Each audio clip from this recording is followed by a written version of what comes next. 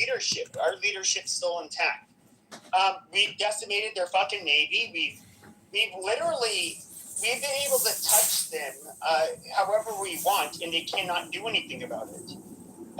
Like militarily, we are absolutely dominating them, and so we call the shots. Yeah, and so I don't quite get why you're saying how they could have saying public perception. Pepe, his point of view is, well, I'm not saying that. Yeah, I mean, even though earlier in the war he was saying that America was losing, but he's trying to say it's like you're factoring the entire oil for the whole world. Like there's a lot of factors at play here. So yeah, you mean we're opening up the strait and preventing them from being able to control the world's oil, and we're doing the world a favor? That's great, including Canada. Amazing. Because you do realize, see, this is where you can tell how dumb Jarl is, right? If you don't do this, right? Iran, by the way, has had proxies doing this they're called Houthis. I'm sure Jarl will pretend like he's never heard of them, who were doing this to oil ships long before this war began. Okay, and they were invading trade routes. And by the way, some of them were Canadians. In fact, I could pull up some that happened before the war. Then you'll say, well, and your country didn't defend those. Why didn't they defend them? Because your country's chicken shit to do anything. So I think it's important you understand that somebody has to do something. Otherwise, these people will try to control it. Now, you could be smart like America and say, hey, we want to be energy independent. We want to start drilling our own oil, and we want to start doing that kind of stuff. But you're run by radical leftists who don't want to do that stuff. But in this country, they started doing that and started exporting oil and all that. So yeah, and then they're working on solutions to create a pipeline that goes around the Strait of Hormuz for the world. So there should be some appreciation. Is the war still going on? It is, yep. And you genuinely think one side has won, even though it's still happening? I do. So, hold on. Let me see this here. Wow. Well, I'm just reading something here. Oh, man. 2020, I'm looking at this. 2024, under Donald Trump, Houthis launched an attack in the sea and destroyed Canadian ships. Under Donald Trump in 2024, man, your country really defends you guys. I mean, and by the way, they were oil ships. Holy shit, that affected your country. Well, anyway, I'm sure Joel's okay with that because, hey, why defend your people? Let's see what this has to do with the current war at hand. Your exact words were, oh, you're affecting oil. Oh, you're doing all this stuff. Hey, let me ask you this. If in the end, one country's defending your ability to have free passage of oil, and that's not your country. So shouldn't there be some appreciation? I'm just asking that. I mean, your country didn't bother to defend when the Houthis came and destroyed and killed your own people. You're saying it's always been happening, then why are the ships not crossing the strait now? It's not me you need to convince, it's the people who are not crossing the strait. It doesn't make any sense what you're saying. What are you talking about? The ships are not crossing. So right now we have a blockade. We determine who goes in and out. Oh, that's a bad look. Everybody, like the whole world, is seeing this, and I know some people here agree, as America just doing a stupid plan because Netanyahu convinced them on a whim, and now it was supposed to be over in 2 days, like Venezuela. It's lasting way longer than expected.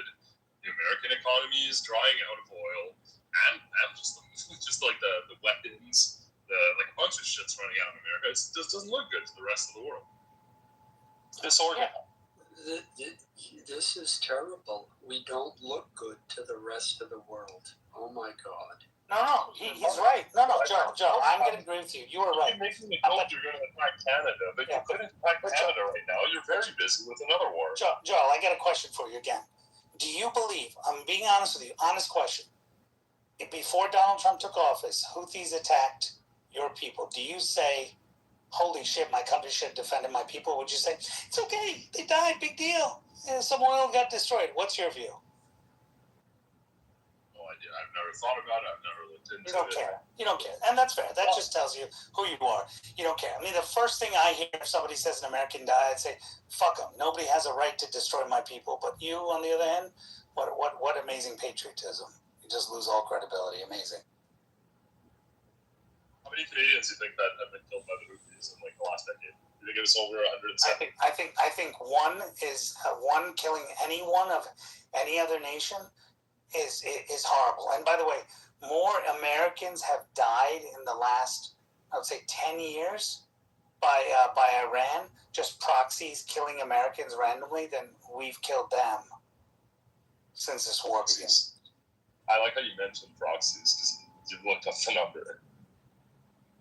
So you don't believe they're wow, that's incredible. Holy moly. Not to specify proxies because it's not actually Iran.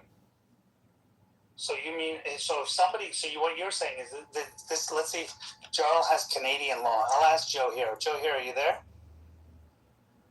I don't know if Joe here is there. So, hey Joe, I got a question for you, Joe. If I pay someone to kill someone, am I guilty of that crime, or am I just off because I didn't pull the trigger? You'd be guilty of. Not according to Joel. Joel says because someone else killed them, it's not me that did it. Got it. Understood. That's Canadian law. That's Canadian law. I don't think you should shoot through hostages to try to kill like the bad person. You believe that Iran didn't hire these groups and pay them, even though there's money evidence and Osama's administration said it. No, you're just like, I don't know why you're saying that. No, I do not believe that. I believe that. So then I just said, so Iran is directly responsible for the murder of Americans all across the world. More Americans they've killed.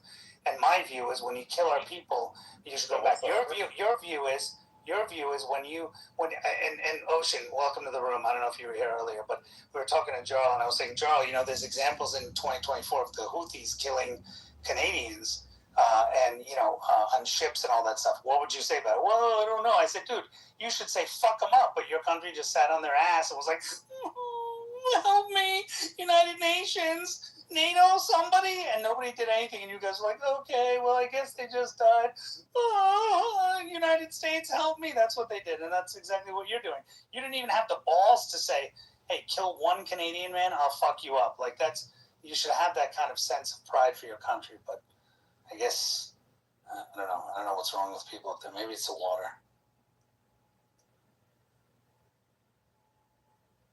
Anyway, Ocean, what's going on?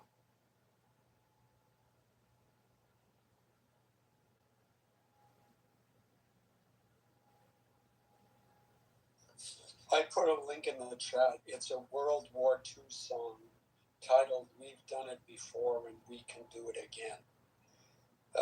We fought the tanker wars in the 1980s. Iraq and Iran were fighting each other, and then they started bombing ships in the Strait of Hormuz. And finally, the U.S. said enough of this, and they intervened, and it ended the Iraq-Iran war. That lasted for 7 years. So one can acknowledge and understand that people are upset, that it seemed like this would end quickly, and it didn't. But the fact that someone made a prediction and that prediction didn't come true in the realm of warfare is not shocking to realists. And the fact remains that the reasons why we went to war remain valid. And so we're fighting this war. The only thing Iran has to hang on is maybe the midterms might change, if Congress flips or something, then maybe funding will dry up. But they just passed a bill that is giving, what is it, $70 billion or something more to the war. Alan, So they're going to have some money for a while. Alan, I just got to read something to Joe. I don't want to see his reaction. Joe, what do you think about this? Flight PS 752. In January 2020, Iran's Islamic Revolutionary Guard Corps (IRGC) directly shot down Ukrainian International Airlines Flight 752. The strike killed 176 people aboard, including 55 Canadian citizens and 30 permanent residents of Canada. Charles' response? No problem. I've heard many times. Particularly you're the first one to bring this up. Yeah, I know you don't want to. Hold on, I know you don't want to hear a response from a black person because I can name a lot of shit where we was fucked up. So go ahead, person. Go ahead. You don't need to make this a black. We're not talking about black versus white. Like, let's just keep it. Black American is an ethnic group. It doesn't matter. I can bring up some shit where we was fucked up too. Okay, no, but we're keeping this like, you know. Yeah, but we're not making it about ghetto people in the black perspective. Alan doesn't like historical context. Because Alan cares. So that's why you don't respect us.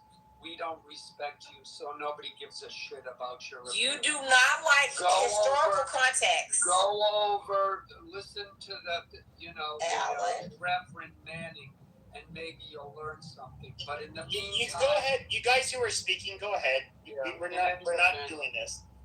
Yeah. In any event, yeah. I mean, you tell me that now, King, about the IRGC downing that plane and 55 Canadians were killed. I'm trying to understand why that's a bad thing.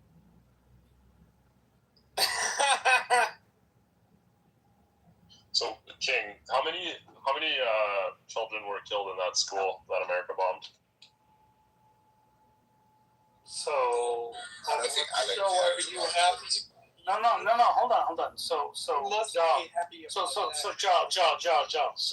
I asked you a question, and you respond with a question. When you answer mine, does it bother you that 55, you answer my question, I'll answer yours gladly.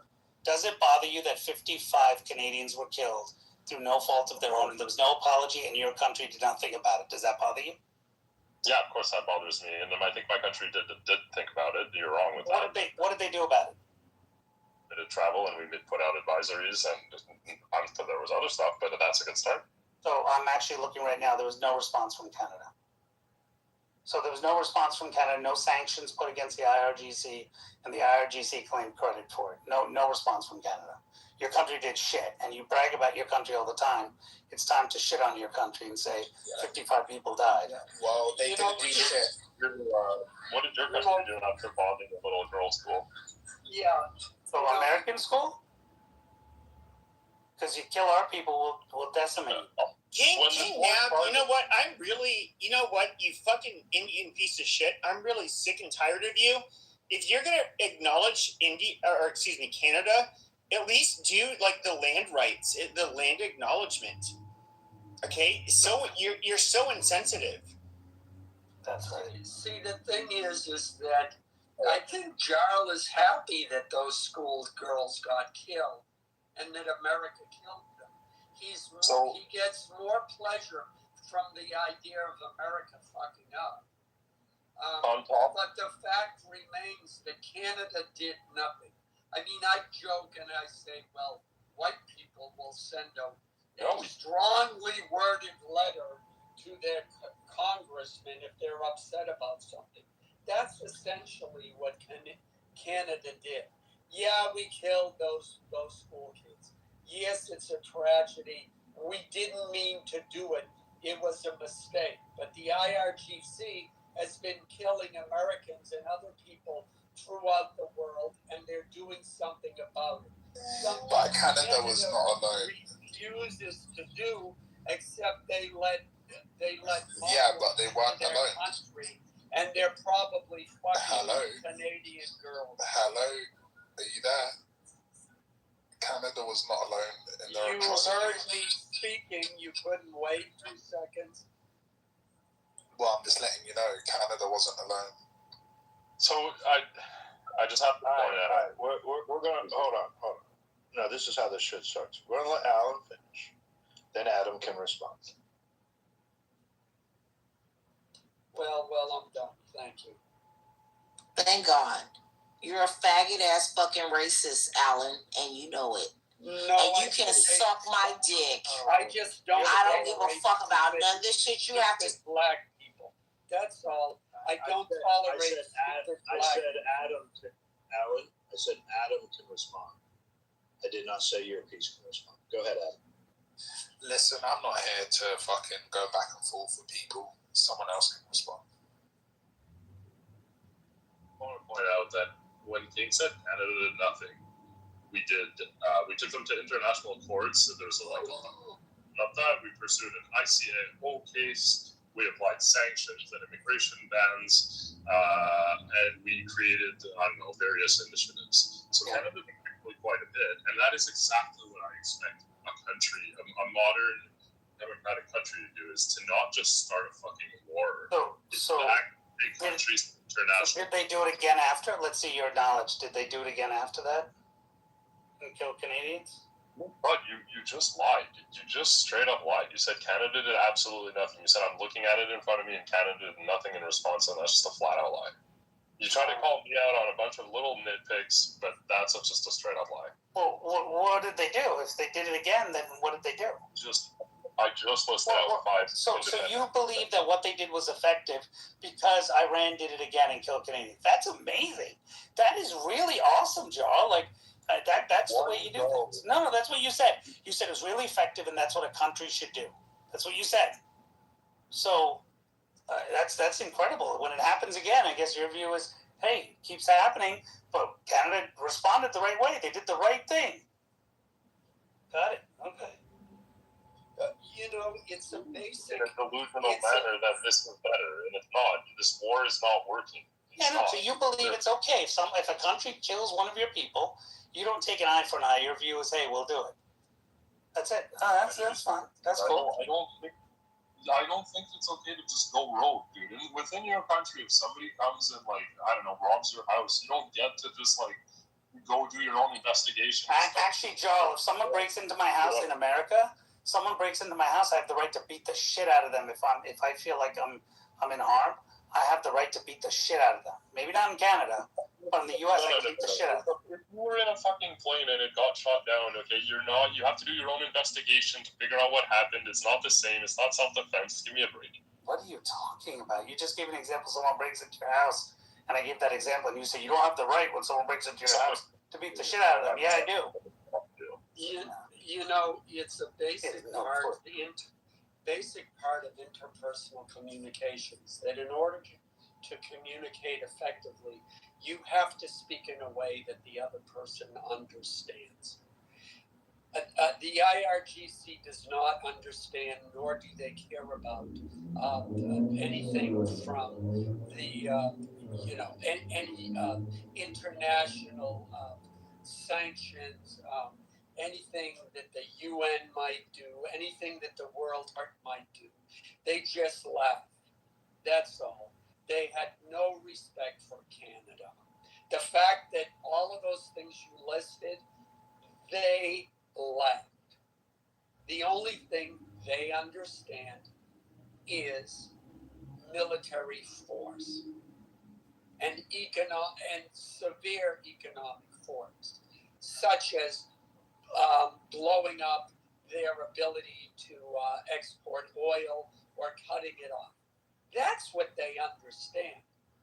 So when you're talking about what Canada did, no, it was completely ineffective. But just want to say, Alan, I just want to add to this. So there was a protest that happened in January of this year, and the Canadian Foreign Affairs Minister, Anita Anand, talked about a Canadian being a Canadian citizen, and it was a major citizen, actually a member of government, that was killed at the hands of Iranian authorities, and was basically their throat was slashed and everything. Wow, Canada's response was, we're not going to do shit. U.S. is going to do it, and then we'll condemn the U.S. Yeah, amazing. Joe, what a country. And then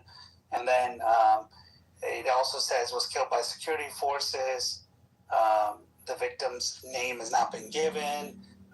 Canadians, since Canada put sanctions on IRG, which you said were effective, IRGC has harassed, captured, wounded and killed Canadians who are traveling, through the region. That's incredible. And according to Canadian intelligence and victim association, IRGC has also subjected Canadian citizens within Canada to surveillance, online harassment, death threats in an effort to silence their demands for justice, has beaten and abused them, and the Canadian government has not responded. Wow. In the years following the crash, the IRGC has placed exit bans on relatives of victims living inside Iran, such as the mother of a prominent Canadian activist, Hamid Ismaili, barring them from leaving the country. Well, Canadian, man, they're fighting hard to get their people released. I mean, they took a prisoner. They basically have a prisoner, Canadian prisoner, who's actually a prominent person as a prisoner that's still there in Canada. Man, your Prime Minister's really negotiating for that release, man. But according to Jarl, that's the right way to do things. This is the right approach to do things, to get our people back and to avenge our people. It's good to know. Good to know how you think. I remember in the war in Iraq and also in Kuwait, one of the things they talked about was the culture, and how if two men started arguing, that literally the only way the argument would ever stop is they had to be torn apart, because neither one would ever admit that they were wrong. That's the culture. The only way that you will convince them to give up fighting is that, and to give up any kind of control of the country, is they need to be overwhelmed with force. That's that part of the world. That's the way it works. You can't change that. And the problem that the West has, and the problem that the liberals have, and we saw that with Obama, with we negotiated this. It wasn't even a real agreement. It was a political understanding with no teeth. But the problem that a lot of Americans have, and especially the West has, is they believe that people in the Middle East are operating under a Western sense, a Western set of values, and they don't. And they probably won't ever. They negotiate with the West, they walk away, and then they laugh, and they do whatever the hell they're going to do. Which is what we saw with all of these negotiations with Trump and Iran, and their understanding, and the ceasefire agreements. We always knew they were going to break it. But Trump has to let it play out so that the United States and the world can see, they keep breaking their agreement.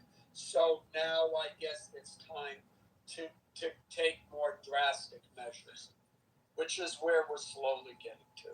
Well, Alan, I think that now that Trump played it, he made massive concessions. He made a deal with them.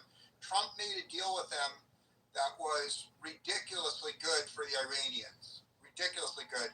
And I think in hindsight, he was smart to do that, because when he made that deal, he won agreement from Pakistan and from the Saudis and from the Emiratis that if the Iranians broke this deal, that's it. There's no coming back from it.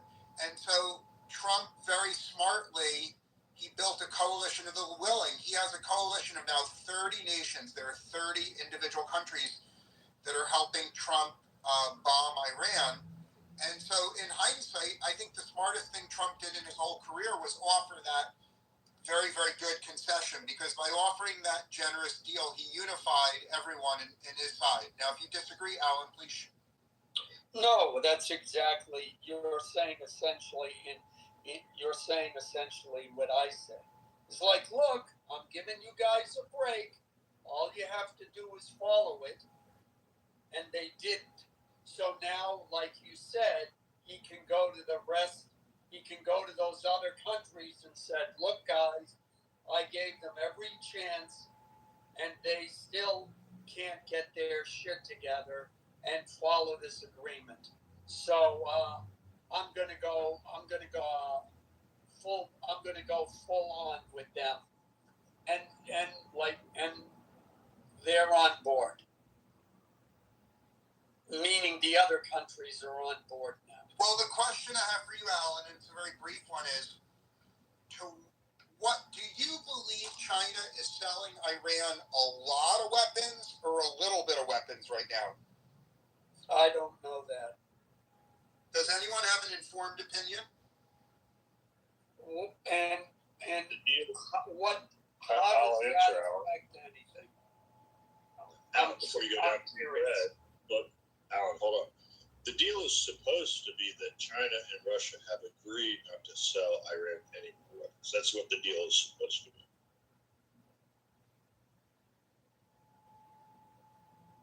I mean, look, I for fuck's sake,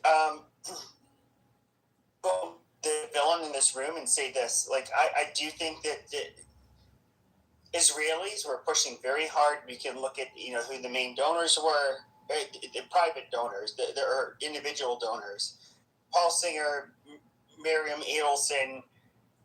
We can look at the pro-Israel lobby. They were obviously, they saw something in Trump, and they were absolutely correct in this evaluation, where they felt like he could be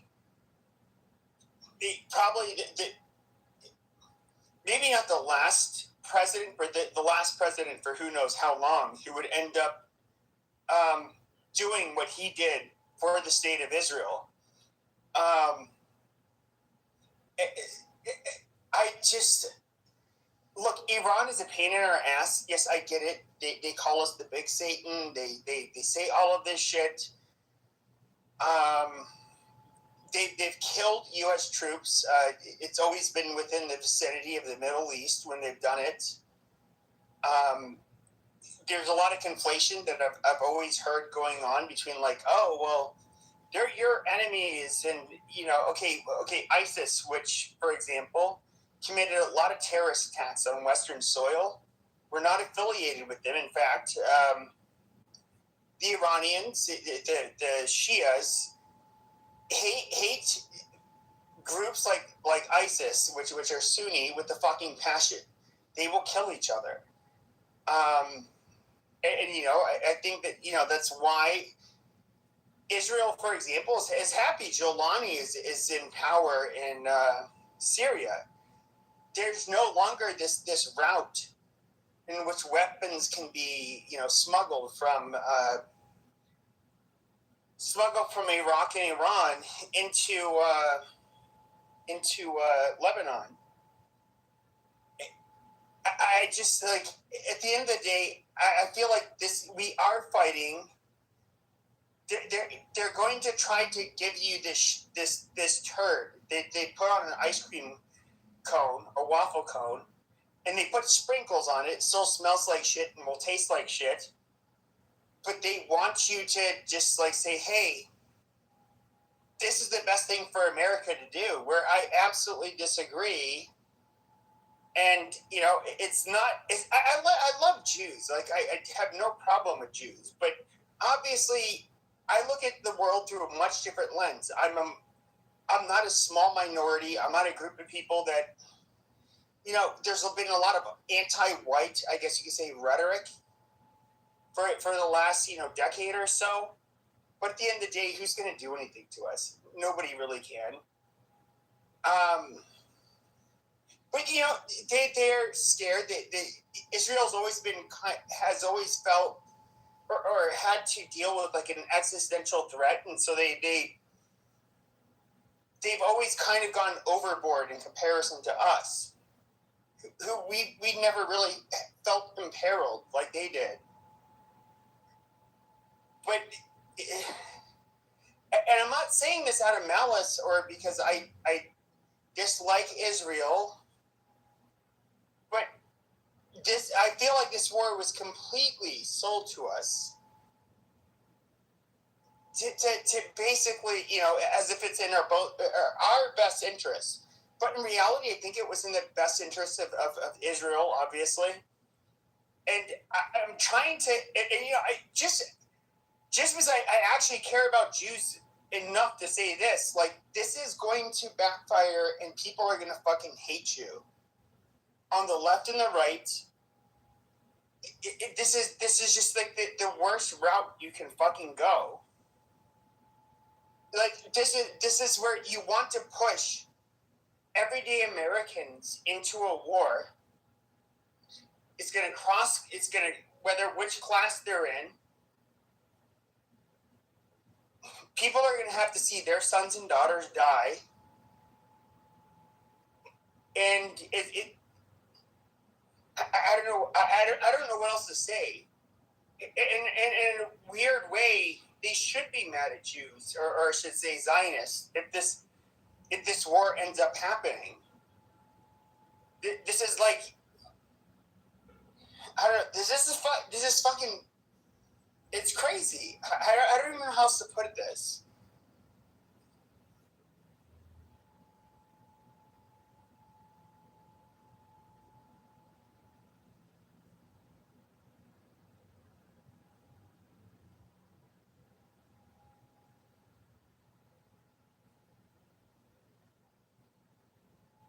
Yeah, you were off to a good start, Pepe. You were off to a good start, and you brought up white people. I wasn't even trying to bring up white people. I mean, I don't even know what percentage of the military is white at this point in time. Like, I saw, I think like 3 or 4 individuals that were actually killed when, with the strikes from Iran. There was this young Mexican woman. I'm old enough to be her dad. That's sad. That really fucking sucks. And then there's, I think at least one of them was black. There was a white guy, who I think was slightly older. When I say slightly older, I'm not old enough to be his dad, but he's still a lot younger than me. I don't know. It's what are we going to gain out of doing this with Iran? I mean, everything was kind of going smoothly until we attacked Iran. Now all of a sudden they closed the Strait of Hormuz. They're bombing all of their fucking neighbors. And one of the weirdest things I hear from Zionists is like, look, they're bombing their neighbors. Yet they just got attacked. They're not stupid enough to not understand that, the Saudi prince, who was actually egging Trump on. There's another person, if you want to blame somebody on all of this. The Saudi Arabs, they wanted this to happen. They fucking hate Iran. But is it our fucking responsibility to have to basically sacrifice our young in order to appease these fucking people? And a lot of people will say, like, oh, well, look at the benefit to America. First of all, everything was running smoothly before this. The only thing that was not running smoothly before we attacked Iran was, what was happening in Israel. Iran was funding the Houthis, the Hezbollah, Hamas. They were the number one, basically, supporters of the terrorists that were attacking Israel. That's an absolute fact. Yes, they are bad people. We're not denying that. They hate Israel. They hate Jews. They hate, and I believe they also hate us. I would. A lot of Zionists will say that. I absolutely agree with them. But at the end of the day, this is primarily a war to benefit Israel. And like people like me, I'm not willing to stay silent over something like this. Like if if Israel was just like, hey, look, we're just like this little fucking podunk state. Yes, we punch way above our weight. We're very industrious and innovative. We help out in a lot of ways. But look, you guys are the 800-pound gorilla. We're the little, 4-pound baby brother. Can you please protect us? See, I would actually listen to them a lot more so. But it's like the level of manipulation that we have to listen to, where it's just like, no, you know what, fuck you guys. And then they take it a step further. It's just like, you guys are cowards. You are not fighting the fight that your children will have to fight.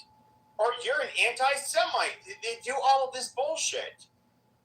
And no, it's, I'm sorry, like, I feel like, and I'm gonna land here, I just feel like, just be fucking level with us. Like, the amount of bullshit we have to listen to. Look, I am somebody who's largely been on your guys' side, who's you would call myself a Zionist. I think that your enemies are fucking animals too. I'm not on their side. Hey, fuck Qatar, fuck Saudi, I won't say Saudi Arabia, but fuck Qatar, fuck, Hamas, fuck the Palestinians too.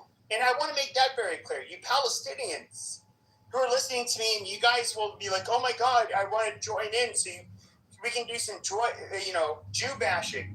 No, you guys are fucking termites. You guys are disgusting. You guys are terroristic pieces of fucking shit. I don't care about you people either. And so, like, no, I'm not taking the Muslim sides. None of it. But the amount of, like, manipulation I hear from the Zionist side, I'm sorry, I'm going to react. Not because I hate Jews, but literally, it's just like, to me, it's just way too much. We know that your enemies are pieces of shit. You know what? I'm just going to land there.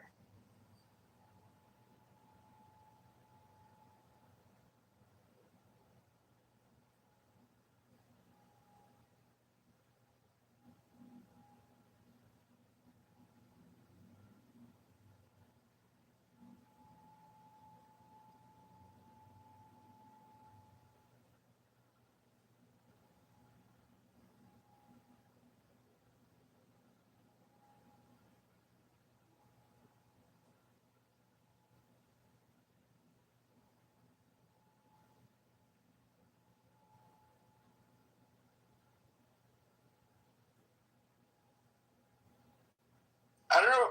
Is it just me, or is nobody speaking? Nobody's talking.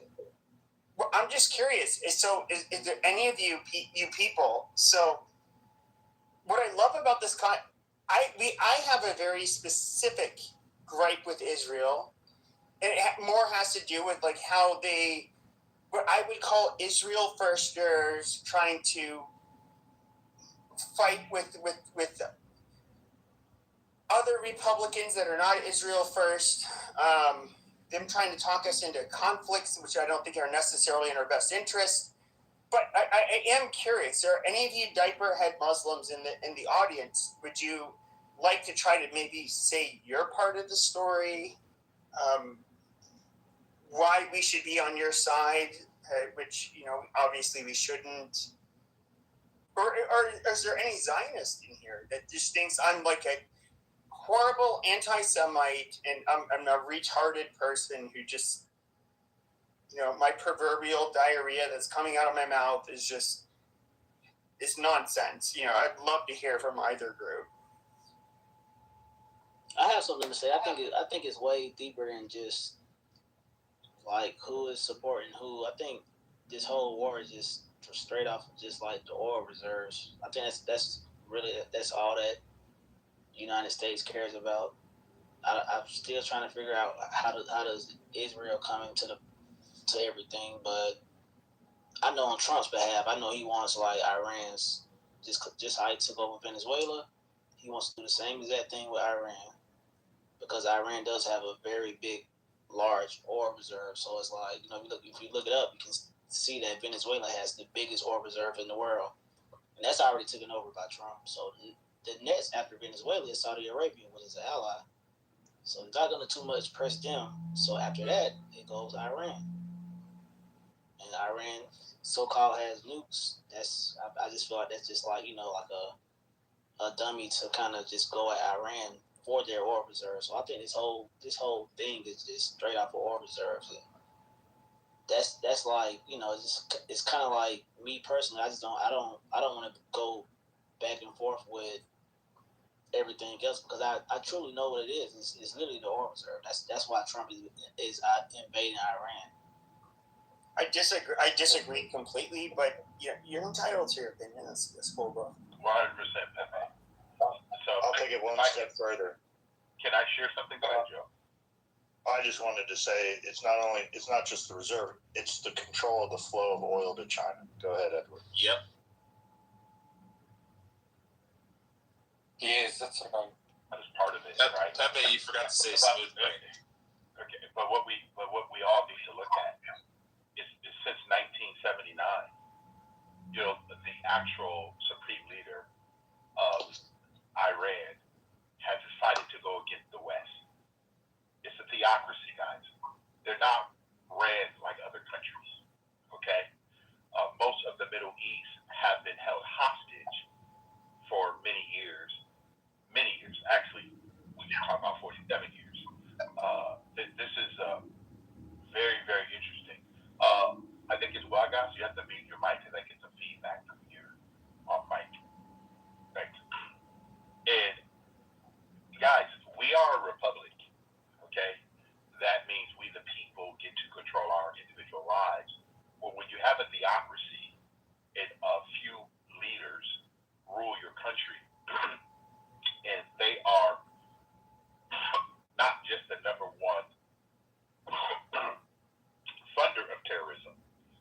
If you guys can put in the chat all of the different groups that Iran has funded, Hezbollah, Hamas, all these different terrorist groups.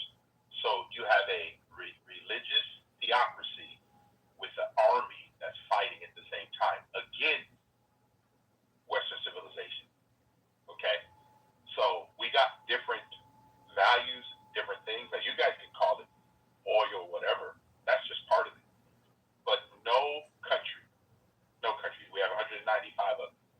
No country should be sponsoring terrorism. No country should be forcing their people.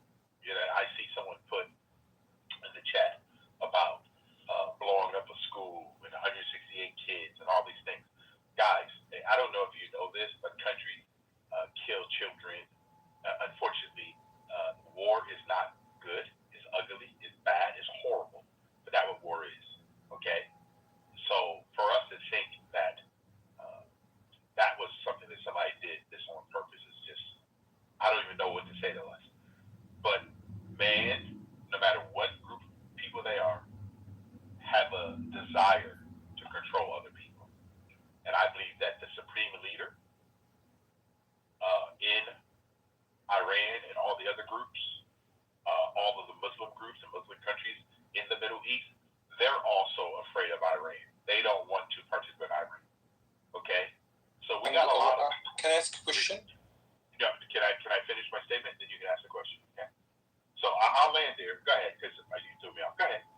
I would like to ask you, what about ISIS? You said that Iran support some terrorism organization like Hezbollah and the Houthi and this other organization. What about ISIS and the Qaeda?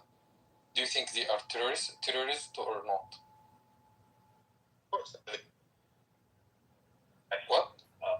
Being funded. Hold on. You asked me a question. Let me answer, right? You were in the Matrix for a second, Edward. Oh, I'm sorry. Thanks. Can you hear me now? Am I clear? Yeah. That's one. Go ahead. Okay. Yeah, I do think that any group, ISIS, Hamas, Hezbollah, all of the groups. So that are anyone support ISIS should be supporting terrorism? Yeah, the U.S. created a back. U.S. support Okay, ISIS. he's trying to get cheap point because Israel backed ISIS, but the U.S. also backed ISIS. Hold on, guys. So U.S. is supporting terrorism? You want me to answer or not? Yes, if please. you want Yes, to tell The me. U.S. No, also support the ousting of obviously, Bashar. but obviously you guys have decided that the U.S. supported ISIS and created ISIS and wanted ISIS to go against all the different things. I'm just trying to find out for you guys, again, what is the saying? Keep your enemies close or keep your friends close? Which one is it? What do you think? No, you tell me. You asked me the question. Do you keep your enemies close? No, you didn't. You didn't answer my question. I ask did. the question. I did. No. I did answer your question, but you told me clearly that you that. I asked a question. Do you agree? I'm going to say this again. ISIS is a terrorist group. So, and the U.S. support terrorist group? Is this a picnic towel on his head? I have no man. It's okay. You want to tell me, right, that ISIS is a terrorist group, and then you want to tell me that the United States supported a terrorist group? Do you agree? No, that's not what he's saying. Mohammed, are you wearing a picnic towel on your head? This is bullshit. Okay, we know Israel backed ISIS as they were fighting Assad. Okay, we get it. Now they have an ISIS leader, even that's in fact, in charge of Syria. Now, when it came to ISIS, us backing any of the groups that were trying to get rid of Assad, we did it too. We helped fund and arm ISIS. So. Yep. So once again, like you're trying to make a point where it's just like, oh, the Israelis back ISIS. Okay, yeah, but America did too at one point. I know where you're going, and look, like with you Muslims that want to come in here, you see somebody like myself who's maybe critical of Israel. I do think that the enemies of Israel are absolutely. Pieces of shit for the most part. They and quite frankly, I'm just going to be very frank. I don't think there's ever going to be brotherhood between Muslims and Christians, just as there's never been. And you know, I'll go ahead and listen to your sleazy ass talk about, you know, how great or how horrible Israel is, and somehow how great the Arabs or the Muslims are. Yeah, go ahead, Mohammed. No, I don't talk about how great is Arab or how worse is Israel. I just talk now about something. Do you agree or no? Yes something. Or no? You agree? Yes or no? You agree that ISIS is terrorist organization, and you agree that US and US support ISIS? Do you agree with these two facts that everybody know about now or not? Then we can build on that. Do you agree with that? Yeah, fighting against Assad. Yes, that's true. Yeah. Okay, so by supported, why you mean like why originally? One second, Florida, please. Why do you think? Don't what's the reason why US? Why do you think US support ISIS? What's the reasons that make US supporting terrorist organization in the Middle East? We don't anymore. Go ahead, PP. Call you PP? PP or Edward or anyone.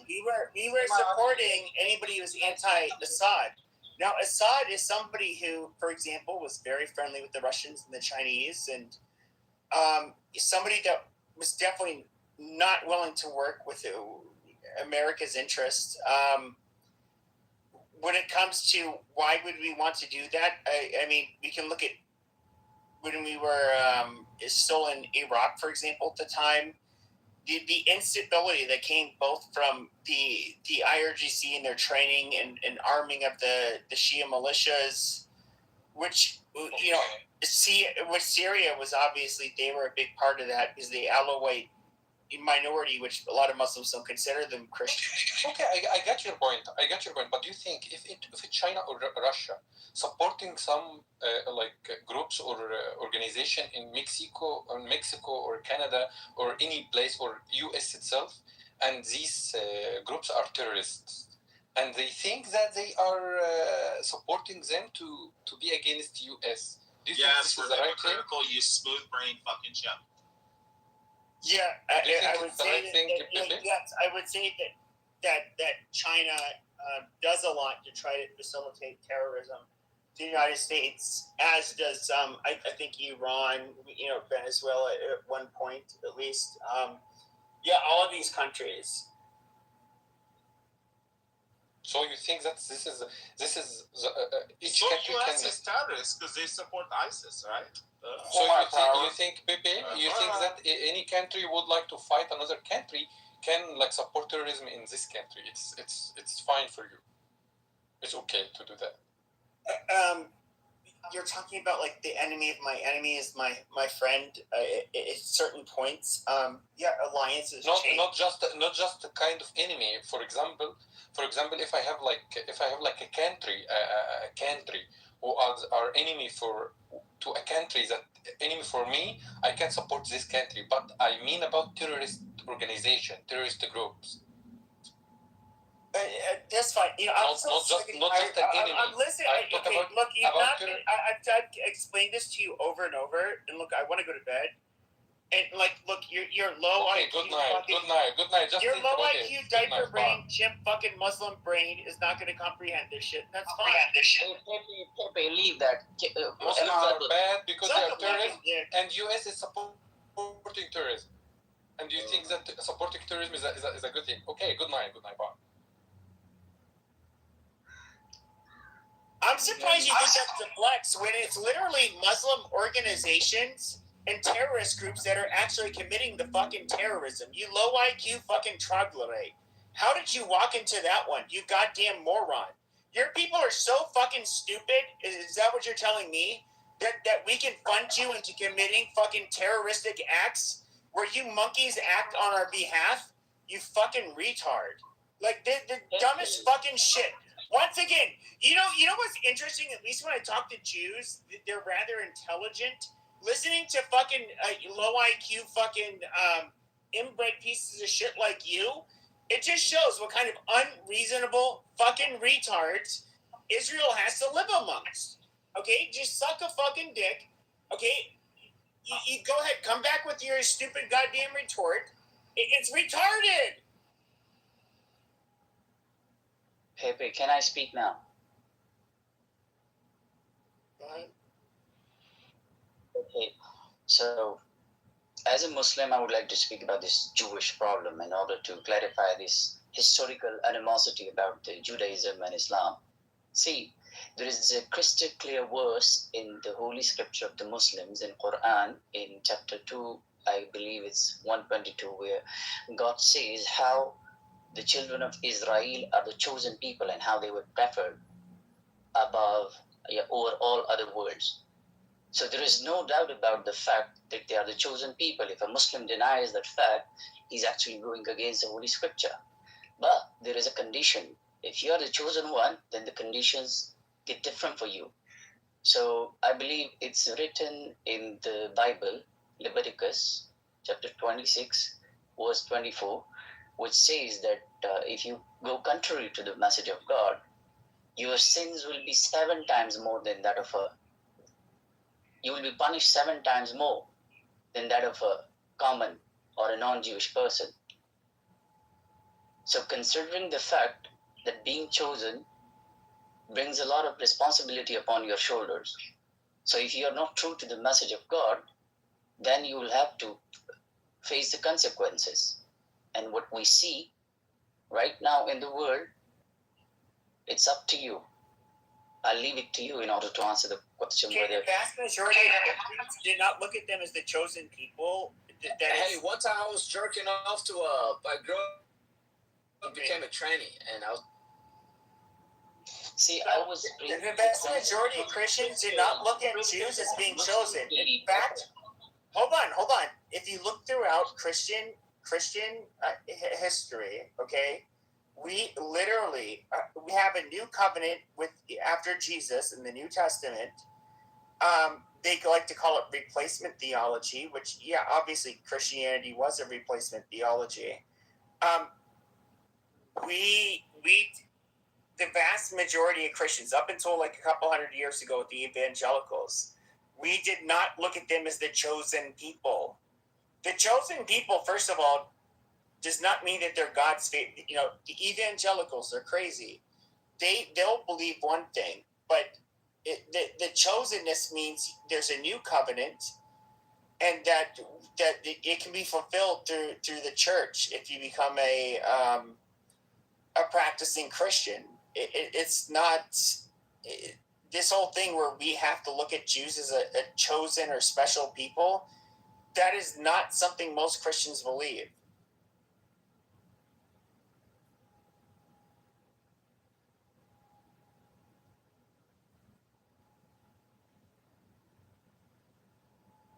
That's totally up to you whether Christians believe in that or not. But I give you the Muslim's perspective. It's clear, crystal clear in our scripture, and I just gave you the references, how it goes. Well, to be quite frank, I'm not a Muslim, so your interpretation, just like the Jews and the different denominations of Christianity, and I really don't give a fuck about what you guys believe. You guys believe what you believe. I don't have to believe it. And quite frankly, I'm going to say that it has no bearing in what I think should be just or fair when it comes to thinking about geopolitics. I have beliefs. Yeah, I was going to say something because I've been in and out, and people are talking about Israel, and that it's the Middle East. I want to say my beliefs. All right. By the way, Pepe, if it's if your individual opinion, that's totally good. The Christian scriptures acknowledge it. All of this really doesn't make any difference. The United States doesn't care if they're Jews or Muslims or Islam or anything else. The question is if you are useful to the United States. Israel has shown itself to be useful to the United States. Other Middle Eastern countries have shown themselves to be useful to the United States, either by supplying oil, by friendly to the United States, by supplying Israel supplies, technological things, etc., etc., etc., etc. If you're useful, then things will go well for you. If you're not, things will not go well for you. It's that simple. And it's a lesson that certain countries in the Middle East refuse to learn because of their own egos. They think they're bigger than the United States. They think they have more power, and they think just because the American consumer buys the oil that they have in the ground, that somehow that gives them some supreme leverage over the United States. It doesn't. And it never did. And Iran is a good example of just how stupid the Middle Eastern mentality is. It has rich oil reserves in the ground, and they couldn't do shit with it. It took the United States and their engineers and their technology to pull that oil out of the ground. And then, after millions and billions of dollars being invested so that oil can come out of the ground and that Iran can participate in those profits, the attitude is, oh, the United States is evil. Look at what I heard this last night. The Shah was kissing up to the Americans, and he was an American puppet.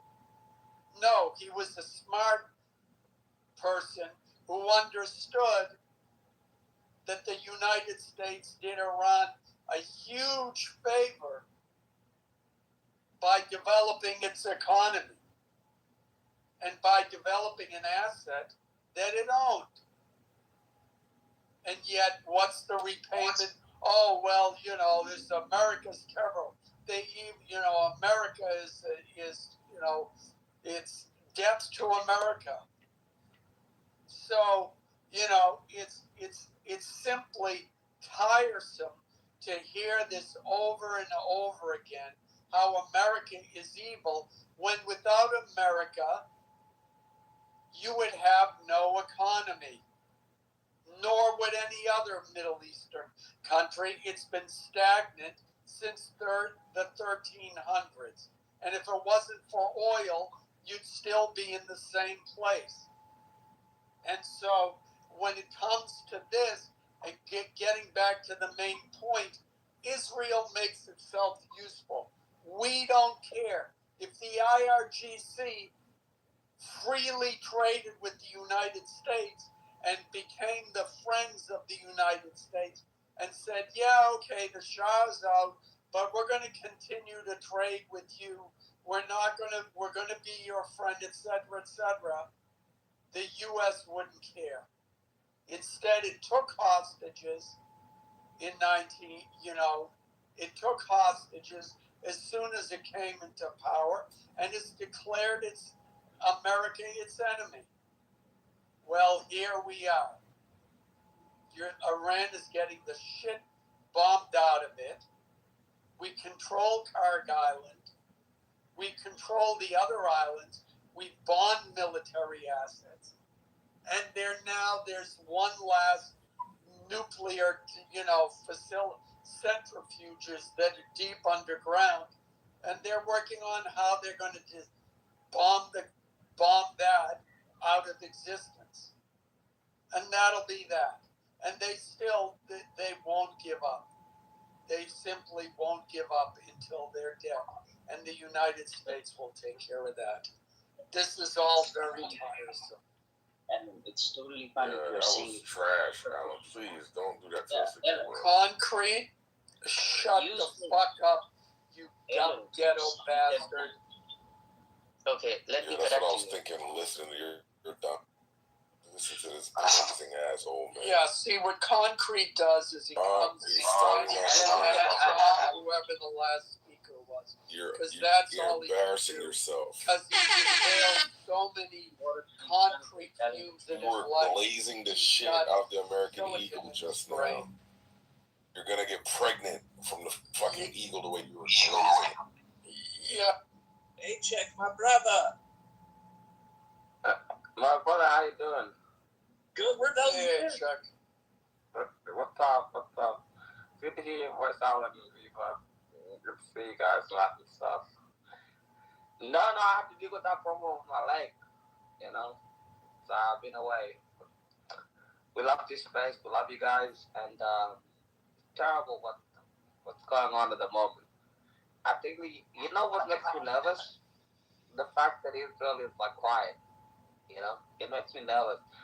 I'm like, the Israelis are probably going to kill one of the Iranian top generals tomorrow or today or whatever your time frame is. But do you guys feel that way? Whenever Israel is quiet, I get nervous because I'm like, they're after some bullshit. Israel is a failed state, failed project. No, it's not. Israel is the best state in the Middle East. And Mods, will you allow No, I can't speak your squiggly lines, Israel is bleeding money, is bleeding fucking. No, it's not concrete. Calm down, bro. Hold on a check. I know you don't like to hear the truth. You can't overshout the truth, bro. You gotta just calm down. No, people have been saying Israel's gonna be dying for the last Israel is only 10 million. Wait a second. Hold on, check. People like you have been saying Israel's gonna be dying for the last 3,000 fucking years. Nothing has happened. They're still there, they're still powerful, and everything else. Nothing's gonna happen to Israel. And don't get me to be like, oh yeah, something's gonna happen to Israel. Get the fuck out of here. They're scared of Israel. Why do you think Iran is bombing everybody but Israel at the moment? That big bad Iran. Give me a fucking break. They haven't even sent a single ballistic missile towards Israel. You wanna know why? Because Israel's gonna kill Khamenei again. Khamenei is a rat. He died like a dog, like Trump said. And what are they gonna do about it? Huh? The Iranians. All these Muslim jihadists, Kusunkum, whatever the hell you wanna call them, they're discussing comebacks. Islam has to get out of America ASAP, 100%. And they have to get rid of. You have to get rid of Islam. It's a poison. It's a cancer. It kills everything in your society. White, black, Jewish, Italian, whatever the fuck you are, it doesn't matter. But when you bring in Islam, that's when you get the death sentence. Look what happened in New York City. They elected a fucking Muslim. And you know why they did it? Because after 25 years, the good people in New York left, and they went to Florida. That's why Florida became a red state. Beaver Matt Pepe, tell me if I'm wrong. These people are sick people. This is a horrible thing that's happening, and you got to get rid of it once and for all. Okay. I hope you're done with your monologue. I check. How about you shut the fuck up? Yo, why you over talking me, yo? Can I just like you respond? fucking Blaze Israel. Walkers, get the fuck out with your bullshit, you know. Check, I you're don't just a care. useful tool, bro. You and Alan are Concrete, too fucking... calm down, my brother. Please stop My brother, bro. calm down, Concrete. Me and You're you're not not gonna let me fighting. go? You're not gonna let me go, bro? Go ahead. Go ahead and tell me why Israel's so horrible. So Israel is a failed project.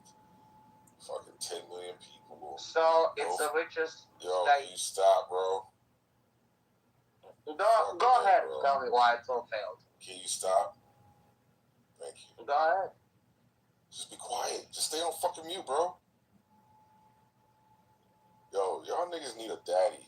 Y'all need to stop fucking using these countries as a proxy My for your father's fucking... lived in Shut the Israel. fuck I already up. have a Shut father. up. Shut up. Shut up.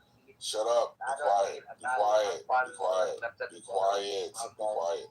Your father would be ashamed listening to you fucking... No, he wouldn't be ashamed. He would be proud of me. Oh my God. No, he wouldn't.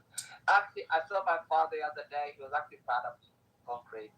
So don't come here and tell me, oh, my father's going to be ashamed. My father's very proud of me. He loves me. And good things are happening. Don't come here and be like, oh, well, you know, your father's going to be ashamed of me. You can hate Israel all you want. You can hate the United States. The United States of America is the greatest country in the whole entire world.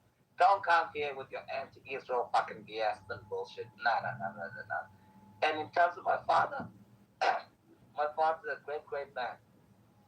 Great man. I talk to him every single fucking day. So don't come and say all the bullshit, you know? We don't want this anti-Israel bullshit. We don't want this anti-American bullshit. And you're like, oh, well, yeah, we have to leave Israel alone. Like, Israel's gonna die. You know, from 1948 until 1967, 68, the United States has an arms embargo on the state of Israel. The greatest ally in the entire Middle East. So, why do you come here and talk about your anti-Israel bullshit? It's a waste of time. Because, like, of course they're going to protect Jerusalem, the capital of the state of Israel. Of course they're going to protect Tel Aviv. What the fuck do you want them to do? Be like, yeah, you Arab animals can come and rape my daughter, my sister, burn people alive like October 7th. Fuck off with that bullshit. Go ahead, Concrete. No, you're not gonna have a conversation. You're just a fucking bot. You're just a robot. You think I've been on here for so long I'm a fucking bot? You retard anti-Israel people. I've been talking this bullshit for so fucking long. Workers, you have infant jihadists. Where the fuck you come from? I don't even know. Probably some North African hellhole. I would really... What are you talking about, Marcus? You know? You're from some North African fucking hellhole, you know? You know what? Check. What kind of drugs are you on? Check. So you come here and you be like, oh, well, yeah. Like, oh, yeah, Israel's gonna disappear. Fuck off, bro. Okay. So what's the question? Can I speak now? Go ahead, what's the question? You can't speak with a check. He's not gonna shut up. Okay, so Alan, you say that it doesn't matter to the United States of America whether someone is Jewish, Christian, or Muslim, unless and until they go parallel with the interests of the United States of America. History doesn't speak that. we saw how many favors were bestowed upon the state of Israel by the United States of America. Yeah. Israel is a crook state. Israel is a terrible state. Yeah, Israel fucks up all the Arabs and everything else. You have 1 billion Arabs across surrounding Israel. Yo, y'all not gonna let Make a Check shut the fuck up at some point in this fucking conversation? You're losing the 7 billion No? Jews. Like, give me a fucking brag, you fucking wankers. Like, you're losing the 7 million Jews. You scumbag. Shut the fuck up for 1 second. Hang on, bro. You're losing to literally 7 million Jews in Israel and 15 million worldwide. You pathetic Arab god shagging. You know what, Walkers? Why don't you guys stop fucking your own damn cousins? And then maybe you can do something that could fix up your whole fucking place, you know? Hey, Check, have you considered that your immigrant opinion isn't worth the weight that it's printed on in this room? Fucking retards. Have you considered that your opinion as an immigrant isn't worth 2 shits in this room? Who are you talking to, Walkers or me? You. Well, both of you, quite frankly, but you're the one I hear. I'm not an immigrant. Where do you think I fucking am, Florida? You think I'm an immigrant in the United States? Well, good. I'm glad you're not. You don't even know me, you dumb fuck. Shut the fuck up, you dumb wanker. Walkers, I'm talking to you, Islamic jihadists, Jamka and the village. So why you Islamic motherfuckers are going to Texas, you go to North Carolina, you go to Iowa, you go to Texas. What the fuck do you go to agree the American citizens that are dead, you dumb fuck, and you have them dying there? Where the indigenous people like you are such a cunt, like you're like a bad hemorrhoid to the United States of America. You're like a bad hemorrhoid. So don't come here and be like, oh well, yeah, this is what we're doing.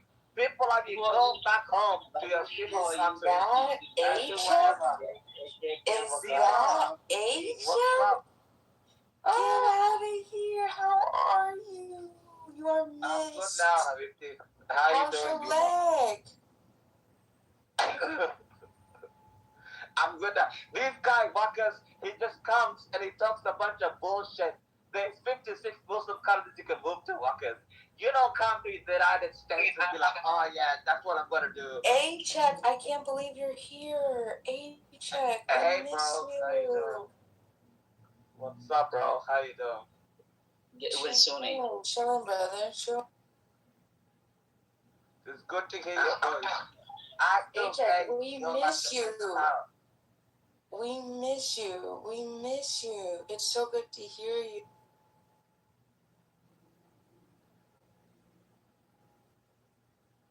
Yeah, we miss you too.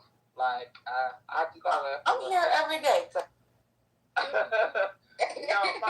My feet were fucked. Remember, I told you, I was like, my feet are fucked. That is terrible. And the thing is, I'm like, I kept saying it. You know what, Bima? When you said that thing, when the Avatar movie was saying, that chick sounds exactly like you. And I'm like, oh my God. Katara. You know what she said? She's like, I know what kind of airbender Aang is. What kind of airbender are you? Blah, blah, blah. And I'm like, oh my God, this is... I gotta get out of here and stuff. Nah, but it's good to hear your voice, bro. You're cool as fuck.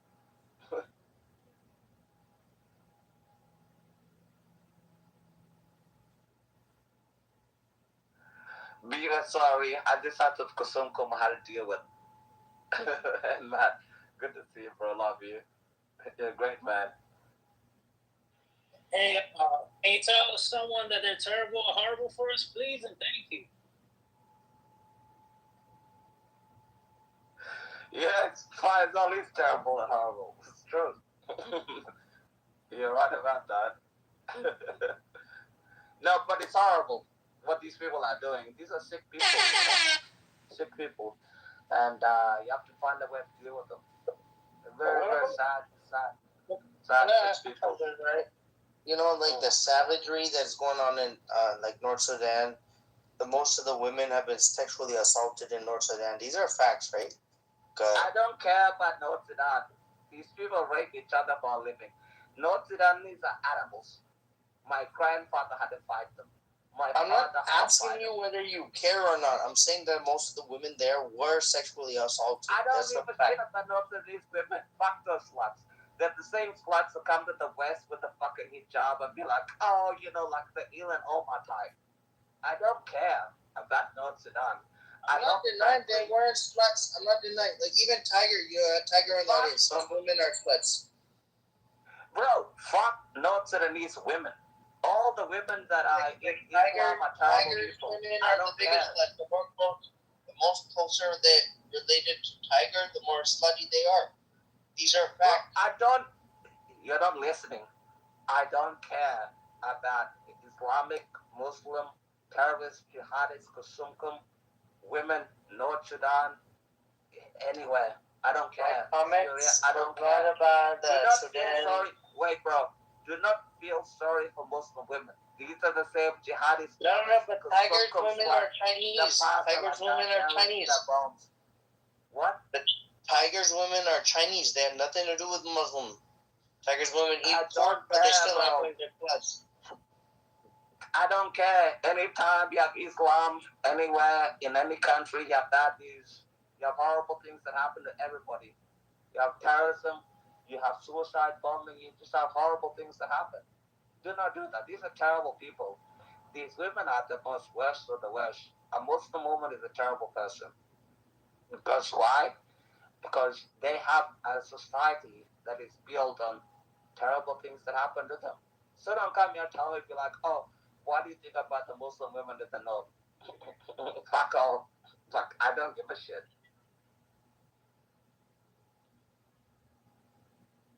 You have a... do you know what your problem is? You're like a wild boar who would jump into any muddy water the moment you see it. I'm telling you, I don't like any Muslim women. Don't come here and tell me about Check, you got to shut up at one point in the conversation, bro. You can't just keep talking over everybody. Go ahead. You just shut up, bro. Just shut up. Okay, look. The Black American is telling you shut up. The two Pakistanis in the room, the Pakistanis are telling you to shut up. I don't know why, but they all came in at the same time. Yeah, because I'm talking about Muslim women. Concrete, I think, wants to fuck like a Somali woman, whatever his thing is. He's a good guy, great guy, amazing. Wakas, I have no idea. He's from Pakistani too. He rapes everything that moves. Terrible people. Should never let them in your country. And the other person is just Faizan. I don't even know. Pakistan is a horrible country. I don't even know why anybody deals with Pakistan. Have you ever been to Pakistan? Horrible. I kind of wish I went there once, but yeah, it's not a good place for women. Is it for women? You will get raped over there. I would want to visit there because I'm a big guy, right? Like, I'm pretty big. No one's gonna mess with me. But if I was a woman, yeah, I would get raped over there if I was a lady. But yeah, it is what it is, right? Pakistan is Pakistan. Oh, bro, these are unpromote things. You haven't studied. I know by science, isn't it that? Science. Studied. What did you study? What did you study? You guys have a problem that you don't let other person. Why are you showing your stupid feet in your picture? You cunt. Yeah, you want us to throw up? What the hell are you showing your ankles in the fucking PTR that you have, Faizan? Terrible. That's even an Arabic name. You know what, Faizan? Your grandfather and mother were raped by fucking Arabs, and you became an Arab. People like you make mistakes. This is where Islam is distinguished from you guys. You guys. Yeah. We don't care about Islam, bro. We don't care about Muhammad. I'm talking to you very softly. Sex offender. We don't care about Islam. You really think we care about Islam? Muhammad was a sex offender, pedophile, child molester, rapist. He was a terrible person. Don't come here and be like, oh, well, yeah, he was such a good person. Hey, dickhead. Hey, dickhead, stop being disrespectful of religions. Fuck Muhammad, bro. You really think I care about Muhammad? What are you gonna do? Jihad and blow me up? Go ahead. Fuck your professor, fuck Muhammad, and fuck all you guys. AJ, do you know how Pakistani people look like? They walk on 4 feet. What do you say? Can you speak louder? The moment they see people like you, they jump on them, they grab them from the neck and suck all the blood from the beast. Yeah. Muslims are gonna do jihad. Yeah, like tell me what I don't know. Go ahead and do the jihad. Nobody gives a fuck anymore, bro. Nobody cares. We're tired. We're tired of Muhammad. We're very tired of Muhammad. Listen, that cocksucker, pedophile, child molester, everything. We're tired of hearing about Muhammad. Stop talking about Muhammad. Talk about Jesus Christ. Talking about a particular issue, just learn some ethics, how these rooms. Shut the fuck up and don't tell me about fucking ethics. That's the only thing that Bro, is the how only come you shut the fuck up and don't tell me about ethics? This is terrible. 30 minutes. Is that what you've learned so what, far? What are you gonna tell me about ethics? What ethics? You What don't ethics even know. does Muhammad have? Muhammad doesn't have ethics. He fucking raped a 9-year-old girl. Okay, Don't tell me about fucking ethics or what. You are a wonderful person. You believe Shut that the you're fuck the up, best bro. of the best. Bro, Why he don't raped you Aisha when she was 9, bro. Shut the fuck up. Don't tell me about morals and ethics from Muhammad. Give me a break, bro. Nobody cares. Your name is retarded because that's the way you are. And you Indian Muslims are the worst. Walkus, as much as we all hate HN, he's right now. Prophet Muhammad Why is a don't you shut the fuck up with the bullshit? Huh? Fucking retards. Thank you. It's all because Muhammad is a pedophile. Muhammad is a child molester. Muhammad is a respectfully, guys. And so are all the Muslims. Muhammad is a pedophile. Muhammad is a child molester. Muhammad Hazir. And so all Muslims. But this guy, he guys are fucking retarded. I don't want to hear about fucking Muhammad, bro. Nobody cares about Muhammad the pedophile and the child molester. Shut the fuck up and go ahead and repress all you want women. me to give you some background music? Come on. Yeah, we need some good one. Wait, H-Check, you don't want to worship a pedophile? Fuck no, bro. Yeah. Not happening. I mean, Muhammad is their god. Exactly. This guy Walkus, I'm like, Muhammad is a pedophile, child molester, sex offender. He'd be like getting the fucking death penalty if he was alive today. Fuck off all you Muslims, bro. Just fuck off. You guys have nothing to society. You break all society. You kill everybody. You rape your women. You cut off clitorises. And then you go to Western societies and you rape white women. Hey, check, tell about Sudan. Fucking homes. Tell about the 730,000 people in Sudan. Bro, fuck Sudan. All the South Sudanese being captured by the Sudanese and sold on slave blocks. No South Sudanese are being captured, bro. We eliminate all the enemies in our nodes. You know? These motherfuckers came to our border, 1 million. They're like, oh, can I have some food and can I have some water? We're like, you know what? Go fuck yourself. We don't want our enemies. We don't feed our enemies. We're not Israel. We're not America. Just fuck up, bro. Just stay in the north, stay in the Sudan, and go shoot yourself with fucking dirty UAE money. Walkus is a terrorist supporter. Yeah, every just go single shoot day yourself with UAE and dirty terrorist money. Just fuck off. It comes straight from the pocket of AJ. And I'm so grateful to you, AJ, for being so humble, so kind that you're providing food. I'm telling you to go fuck yourself and to go find your own food. Well, my dick is not that long to which I could fuck myself. Because you're a fucking child. It's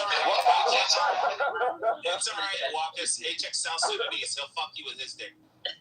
Well, that would make sense. He should come and try. That would definitely make sense. Again and again, he's telling me, fuck yourself. I'm unable to do that. What kind of big shot you have to think is small? You have a small man syndrome.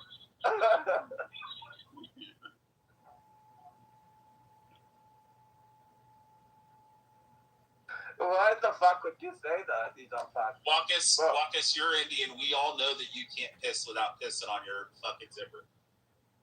The guy literally said he's Pakistani. Yo, 3X. The guy literally said he's Pakistani. 3X. Yeah, Pakistani and Indians are the same fucking shit. Okay. Rich, we take it off. We do not. Yeah. Walkus, remember. So, check. What you think about the World Cup? About what, the World Cup? Yeah. It was bullshit that America beat Australia, but you know what? I'll get over it. It's painful. You know, it's terrible. You know. What about your mom's little brother? Did you see your mom's little brother? The thing is, America had to beat Australia because you have to remember the U.S. troop presence in Australia can be called back immediately. Okay? It's all politics. Don't take it personal. You really think I'm worried about dying, Huddle? No, it's because Australians are all ex-cons. Exactly. No, but Australians are better in sports than Americans are. This is the fact. I'll tell you a bit of history, Huddle. You want to know why Australians have the accents they do? It's because Australians, everybody in this country is a fucking alcoholic. And they're just functioning as an alcoholic. And we don't give a fuck. You know what I mean? Our top footballer yesterday was caught with cocaine in his system, and he was driving 45 miles over the range they were supposed to. So don't come and be like, oh yeah, Australia's supposed to do this and all the bullshit. You really think we care, bro? Fuck no. No, look. Most people in the world know that Australians are far more athletic than Americans. That's not true. No, it is true. Motherfucker, it is true. Motherfucker. That's definitely not true. It is true, bro. So you're telling me a nation with 21 million people is supposed to win more medals than a nation with 340 million? Bro, we don't breed like Indians that have like fucking 1.6 billion fucking people that fucking like fuck up the whole world. Yeah, look, you want to bring in an anomaly. Wait, let me finish. You want to bring in an anomaly. Sentences without using the word South Sudanese can be like 7 feet tall, but are they good at any sport? What sport is South Sudan good at? It's not good at any sport. Pakistan does better at sports than South Sudan. Does that mean South Sudanese are worse than Pakistan? Earth to sun, Earth to sun, Earth to sun. Sun, are you in? Come in, sun. Earth to sun. Hey guys,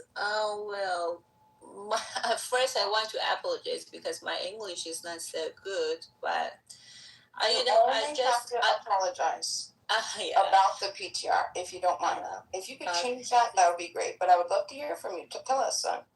I just came here from a group that it was just opposite here, and majority of them were so radical Islamist people that were insulting.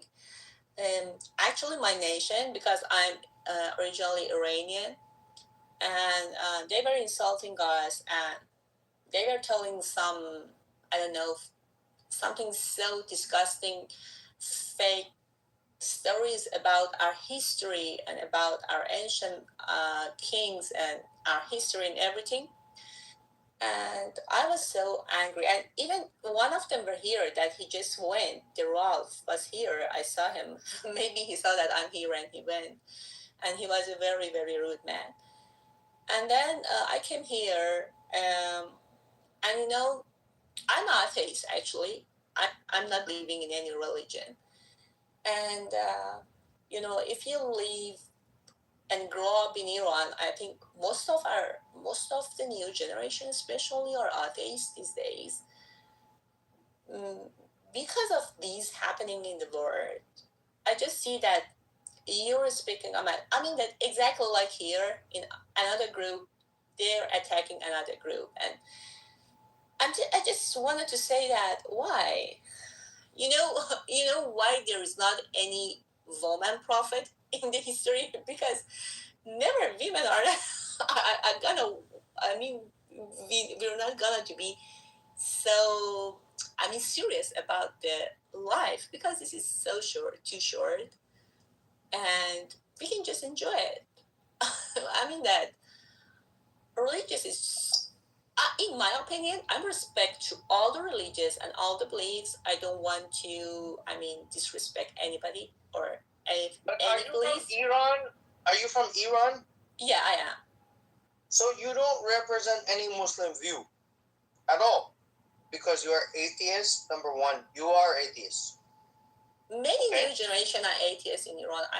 I can't say any percentage because now Iran is closed, but I think that Generation Z and even before that, most of the people, I mean, except the IRGC, you're talking about except past. the I'm not talking about IRGC. past. No, What? you're going back to past. But I didn't ask about past. I didn't ask you about 1990 Iran. I didn't ask you about 2004 Iran. I simply asked, are you atheist in the year 2026? I didn't ask you 2004 or 2008 or 2011. I didn't ask you that year. Yeah, she was trying to add context. So, So yeah, talk about now, right here, You just right want a now. yes or no. You just want a yes or no simplistic answer. Like answer me yes or no. Talk about right here. You can say anything you want, but talk about right here, right now. Hey, I was saying that I would. Oh, that's too bad. So thank you for sharing that. I have a question for you. Would you say the group that you were speaking to, did they seem to be, they weren't American, were they? Where would you say they were No, the name of the man that was in charge of that group is Amir, I think so. And I think he was from Pakistan. His accent, I say that from his accent. And he was totally saying some fake things I never heard about them, about the ancient Iran. And then he was just, I mean, using those words to give some credit to Islam. And then I said to him, hey, I don't put any hate about any religious because I believe that none of them works for human, never. And they were just, I mean, for something to control people. I mean, they are working for some people to control a group. And then after that, nowadays, in modern lives, it's crazy that still people are fighting about it. And what's the result? I mean, what will happen after? I mean, just pretend that all the people in the world have just one religion. So what will happen after that? This is my question always. But you know that Amir. So Amir. He's so rude. He's so rude, man. So rude and not educated. And I'm so sorry about him. I wish he could enjoy more about his life. So, would you say, I think the religion, we're going to find, whether it's religion, whether it's some other group, I think humanity, until we get the emotional maturity, we're always going to fall victim to the in-group bias. It's social identity theory. Have you heard of that? It's like this, it's by John Turner, psychologist. Basically, they say that people psychologically first of all, identity is a very interesting thing, and then they develop their one second. So they develop their identity and then their self-esteem through groups that they belong to, and then they develop the in-group bias, and then the stronger that the in-group bias becomes, the out-group bias becomes stronger as well. So I think, I mean, like, that's my opinion. I think that it could change. But I have one other question for you. Do you think Americans suffer from xenophobia, or do you think that Americans are pretty well-rounded when it comes to Muslims in the world? First of all, huddle. No, but good. But do huddle. But yeah, I'm living in the USA now, but I lived in Europe, and before that Iran, and you know, I saw different. I mean, different points of view about the people, and I think that something that people follow nowadays is just if I wanted to say that who is the prophet of nowadays, it's just social media. The prophet of now is just social media, and people, all of the knowledge is something that they receive from social media. So I think that something happens that somebody in charge want to happen. I mean, it's not something that we decide about it. And if we are fighting so bad these days, because maybe we're supposed to fight it. I mean that because there's no, it doesn't make sense that you fight in 21st century about religions, about some men that the last of them, for example, were died more than 1,000 years ago. It's something that I fight for you with my king 3,000 years ago that was in Iran. I fight for him now with you. So it makes sense just the same. For me, I mean, if you believe that there is a God or anything else, it's just for you. When it's something to threaten others or fight with others, it's something that a group wants that you do that. I don't believe that it's our willing to do that. So do you think it's more, let me ask you, so getting back to the Americans and xenophobia, do you think that possibly the a religious frustration, well, hold on, that people look at different religions and they look at them as harmful? Do you think Islam could be considered harmful, or Christianity, or any of the religions? Do you think that they could threaten a peaceful person's way of life? Well, to tell you the truth, I don't have enough information about Christian and Jewish that I tell my opinion about the Islam. It hurts our people in Iran because of our history, because it was something that forced to us. But for example, that at the same time that the Iranian, many of us don't like Islam now, at the same time in Saudi Arabia, they love it. And it makes sense because this is their roots and I respect them because this is something that belongs to them. This is their history. This is their beliefs and I respect to them. But when they wanted to force it to us that we weren't like that and we had a lot of, they did it with attack and killing or everything, I don't blame the religious. I blame, the people that did it in history. But in those times, all the nations did that. All the empires wanted to spread and wanted to catch new lands and kill others for that, or slaves or everything. So that time is past. That time passed. So you see there's a little bit of maybe they're using religion as a cover for conquest to get more land. So, but let me ask you, today, right, I think pretty much the world is carved up pretty, like mostly stable, right? There's 100 and something, 90 something countries, maybe 80, I don't know, a few of them. Obviously, the jurisdiction, what is it called? The perimeters are going to change. But my point is, do you think that there are any religions today that threaten a peaceful person's lifestyle? Like they would, if they were today to move into your community, do you see any religion saying, oh, well, we have to govern this way, or we have to put these laws in place for you too, and not just me? Do you know of any religions that say you have to live under the laws that I say because this is what God says? Isn't that what she's been answering this whole time, though? Like, she's already been answering your question. And also, there was an article that a woman gave to Elizabeth more than 50 years ago, and then before that, there were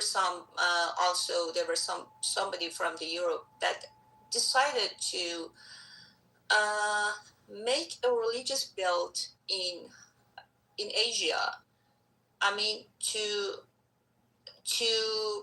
To have the control of them. When you make a new version of religion, because this version of religion of Islam that they make, of course, that I don't believe to Islam from the first to now, because it's not ours. It's not, never, it wasn't adapted to our roots in Iran, you know. So always people at the same time that many of them maybe were Muslim, many of them didn't like it because they forgot that what happened. But when you go to books and read it, that how they forced Iranian to be Muslim, they killed them, they slaughtered them, and then after that, still always there are some people that are against that. It's not because of Islam, Christian or Jewish, it's because that it's not belong to Iran, it's not Iranian. So when something comes from out, all these people are defending themselves. And then I wanted to say that these days, this Islam that we see with a lot of violence, it comes from, I mean, community. A part of that comes from Qatar, a part of that comes from England, and this is just a politic plan. It is not really religious. And they have, I mean, there is an aim to spreading that hey, we can catch these in the world if we spread our beliefs. So the more that they spread something, the more soldier they have. And then they can do something in the world without paying, you know. If you wanted to pay soldiers, it's so expensive for you. So I have one more question, and then I'm going to stop interrogating you. I thank you for answering my questions. I heard that, first of all, have you lived in Iran? How long have you lived in Iran for? More than 30 years. Okay. So I heard that they have a thing called morality police. That if I, as a nice, peaceful person, I've never harmed another peaceful person or their property in my entire life. I never intend to. I never tell people what to do, what to say, as long as it doesn't come to my private property or my family or my friends or my community. So who listen, I'm moving you down. That's it, it's fine. You're never supposed to buzz on the best fucking soapbox era. Okay, so this is Sun. So I, as a peaceful person, I don't harm anybody, but I heard that there's these morality police, and if I'm just walking the street, I heard that that they would just, that these women could just drag me into vans and then haul me off to these warehouses and beat me, whatever. I'll be into jail for my hair or something, like if I don't have my hair covered. Is that something that's like how bad is that? Yeah, did you ever get lashed? And like, can you tell us a little bit about that? Yeah, of course. You know, I have some experience like that. And you know what? This regime, IRGC, were staying with playing with some beliefs of people. When they came in Iran, they were different groups. They were leftists, and they weren't religious actually. They were Islamist, and they were a group. I don't know how to call it in English. IMK, or something like that. MIK. We say Mujahedin Khalq. Okay, and then these MEK, yes. These three groups were against the Shah, the Pahlavi, and then they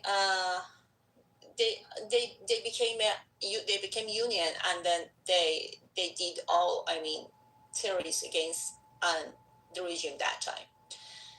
We believe, we Iranian, most of us, I don't say it from all, because they can, unfortunately the internet is filtering for house clubs, so you literally can't see nobody from Iran in Clubhouse, because it's filtering, this application is filtering in Iran. And then you know, some of them wanted republic, change the regime to republic, and some of them, the Islamists, wanted a radical Islamist, and that was the plan, unfortunately. And in that time, I mean, it wasn't happen inside, it happened from outside, from the Arabic countries and also some European countries. As you know, that Khomeini was living in France in that time, and they brought him from the Neufchâtel near to Paris. with Air France and with escorting the planes of England, the Army of England. So, and they came to Iran with the Foreign Ministry of England. And even he stays with Khomeini for some months to, be sure that they killed all of the pilots, they killed all of the armies, they killed many, many young people at the first. And then for staying, because very soon people understood that they were betrayed. Yeah, but did you ever get snatched? And after that, they stayed with forcing and pressure on women about the hijab, about the rights, about the mothers. Mothers cannot have their own children if they wanted to divorce, or they don't have the right to divorce. If they want to divorce, what? We know what terrible things happen within the Islamic regime. Do you support the United States and the state of Israel removing the government from your homeland? Oh, right now? Yeah, I have two different positions about that. I was so happy when they targeting the Khomeini and RGC and all of them. And we thanked them actually to do that, because it wasn't something that people could do themselves. Because as we see, they respond them, with shooting and slaughtering and killing, like the 8th and 9th of January, and that people went to street. And then after that, I think the war came to complicated position. That many of Iranians, are not happy about what is happening, because it's just made to a kind of half deal and half war, and it's really hurt them, because at the same time, of course, the currency falls down so much, so the economic problems are really serious now in Iran. At the same time, they're dealing with the regime, and people are just confusing what is happening. So I myself, I was half and half, 50% and 50%.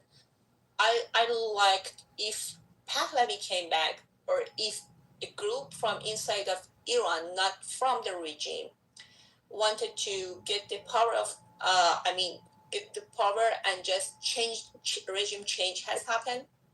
But in some steps, we saw that this war is not leading to regime change, and it's the point that really disappointing for people in Iran. And just now, that they're just bombing, and it's some at the first it was good, but after that also it was late, because we remember that President Trump tweeted. Yeah, but I understand that, but like, what if they arm the Iranian people? Do you think they're gonna bring back? I think it's impossible. You should grow up in Iran, that you understand what I'm saying. Give me a second. Love, give me a second. What if the United States and stuff arm the people of Iran? You think they'll bring back their Shah? I just wanted to respond to this question, because many ask me that. You should grow up in Iran, that you understand what I see. In outside you may see that Iran nation. No, I just wanted to tell you about. No. I grew up in Islamic dictatorship too, and I was the commander of the armed forces. So don't sit here and be like, oh well, yeah, it's gonna happen. Do you think it's a good reason for the United States to arm the people of Iran? Like, rest of all of these people, not these other scumbags. What do you think? Do you think are you going to be a supporter of the Shah, or well, you're going to be like, oh no, like, terrible, What do you want? So yeah, exactly. I'm saying that arming the people cannot be enough, because I wanted to explain you that the Iranian people are not used to see these scenes, just like Afghanistan or Pakistan. And they are so I mean, they are so family form people, you know. They are, I mean, because of that, they just slaughter in 8 and 9 of January. They couldn't believe. What do you want? It's been 47 years. Like, what do you actually want? It's been a long time. You ask me that, is it possible? You ask me that, is it really works? I wanted to tell you that I'm not sure it really works, because the nation of Iran are not similar to Syria, or I mean to Afghanistan. I mean, people, most of them cannot work with the VPN, because VPN is not allowed in Iran. You know, they cannot work with. Hold on, time out. I want to hear the answers to Achik. Achik is asking you questions. You're not answering them. You're just saying other words. You're just talking some BS, some bullshit. Answer his questions. What's your body count, son? Do you want to see the Shah of Iran leading Iran or no? Like, it's not that complicated. I myself like the Reza Pahlavi comes back to Iran, but the more that I respect is that the vote and will of people living in Iran, because they deserve to decide. And then I like the Reza Pahlavi because he wants to make a position to make a free referendum and a free voting, that people, I mean, choose themselves. And this is something that I really wish for my land. Who is going to decide if this is the wish of the people? Is it going to be CNN and Israel? Is the CNN and Israel going to say, oh, yeah, majority of people in Iran want change? Who is going to be the one who measures that, yeah, majority of people want change? Who will measure this? Because, you know, the same statistics we're being fed is the same sources, right? And they give such fantastical claims that it's mathematically improbable. At least, like, the problem with these, especially the white Americans, they don't know shit about math. They know nothing.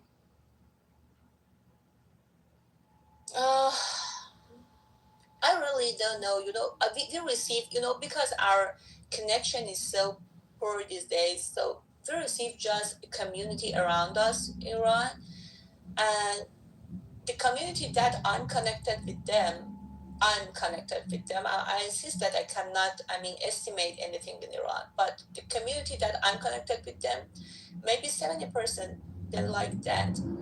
I mean, there is a Pahlavi come back. 30% maybe they like that something happens from inside, and 0% supports the regime. So, I mean, I can speak about the maybe, I mean, 2,000 people that I know from different groups or friendly groups or classmates or anything that I'm connected to them, but not more. So I think the only way that, I mean, we can see that what happens in Iran is just first free the Iran. But for free the Iran is not, I mean, in some parts, it was absolutely wrong that happened. I mean that, hey, I mean, negotiation and then not negotiation and then do this and then do that and then let them the time. I mean, this regime cannot be changed. Just the only that they can prove they changed, they should change all the constitution from the base, and they should remove the leader that they have proved that they didn't do that. Because as long as one person decides for all, because the Khamenei and now the junior Khamenei, we're not sure he's alive, I don't think so, but anybody that comes instead of him, one person decides. One person. Report to the U.S. if there's no regime change.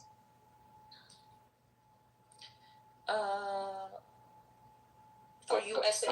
You mean it's better for USA if the regime change hasn't happened? You mean that? Yeah, if it ends up no regime I think that USA hasn't shown that they really want regime change in Iran. I don't know why. But in 1979, they helped Khomeini come in Iran. And we know all the Carter helped. Shame on you. Don't say that. Shame on you. There are. I mean that the Carter helped. Yeah, no, wait a second. Shame on you. Don't say that. There was 9.5 million Iranian on the street saying Khomeini, Khomeini, Pasha, Khomeini, Khomeini. You really think we're gonna forget that history? There was 9.5 million Iranians that were singing Khomeini's name. You really think like those people were like Japanese or Mexicans or Moroccans? Son, huh? Don't do So that. you think That's that this demonstration? So you think That's that the this terrible thing you do. There was a 9.5 million Iranians in Tehran wanting Khomeini. Don't say that. That's a horrible thing you're doing. And you're wrong, too. So, okay, I think that you haven't read the history of revolution in 1979. Don't tell me I've not read the fucking history. Do you want, you know, and Americans forced 9.5 million Iranians to protest in fucking Tehran in 1979. I want the mullahs gone. I want Tehran to be dismantled and everything else like that.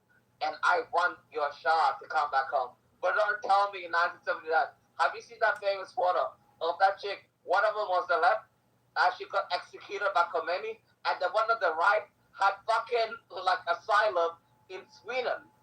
What are you talking about? Like, honestly, you really gotta sit here and tell us that in 1979 no Iranians were responsible for the monarchy? Son, like, give me a break. Don't come here and tell us that was a bullshit. No, it's not a bullshit. If you wanted to know, I can send you video from I know about the history. No, from the Carter himself, not from ourselves. I mean that it was something that they thought, you know what, it happened. It was some mistaking in politics that Muammar Reza Shah did, unfortunately. And then after that, in funeral of Muammar Reza Shah in Egypt, they understood that it was absolutely false. That it was absolutely false. I can send you the videos. It's not something that secret. It's something that USA spreaded the documents for that. No. You're wrong. The United States did not force Iranian people to get rid of their Shah. You're lying. And you know you're lying because it's wrong. Jimmy Carter. I don't have any reason to lie because that's my country. Ayatollah Khomeini. No, the Iranian people. You had 9.5 million people protesting to get rid of the Shah in 1979. Your parents are responsible for this. Take some accountability. You know, my parents never wanted Shah to go. My parents supported the Shah. So, I mean that... No, bro. You guys were hating the Shah in 1979, 1978. Don't come here and tell people like, oh, Iran is a terrorist regime right now because, the Shah was there in the 70s. Okay, just wait a minute. If I can find the video, I'll send it here. Okay? Just wait a minute. What kind of Bima, did you miss this? Fucked up. Fucking hell. Bima. Yeah. Haven't you missed Asia? I have missed Asia. I miss you guys too. Don't come here and say like, oh well, yeah, in the 1970s it was just Jimmy Carter. Jimmy Carter is the reason why we have the Ayatollah Khomeini. If you have a dictatorship for 47 fucking years and the United States comes there to get rid of them, shouldn't you be more grateful than that? To be like, oh well, yeah, especially with all the people that serve. Iran have been blowing off the legs of American soldiers from like 1979. They blew them off the Beirut bombing, 1982, 1996, 1995, 1996, 1997, 2002. It's your fucking government. Like, this has nothing to do with the Americans. The Americans are trying to get their troops killed. So I think I found it. Sorry, Chick. I think I found it. Just a minute. I think I found it. So, can you check it, please? Yeah, definitely. So please just listen to that. Then I mean, you can understand what I'm saying, what I'm coming from. You really want me to look at Nick Fuente's argument? Is that what you posted?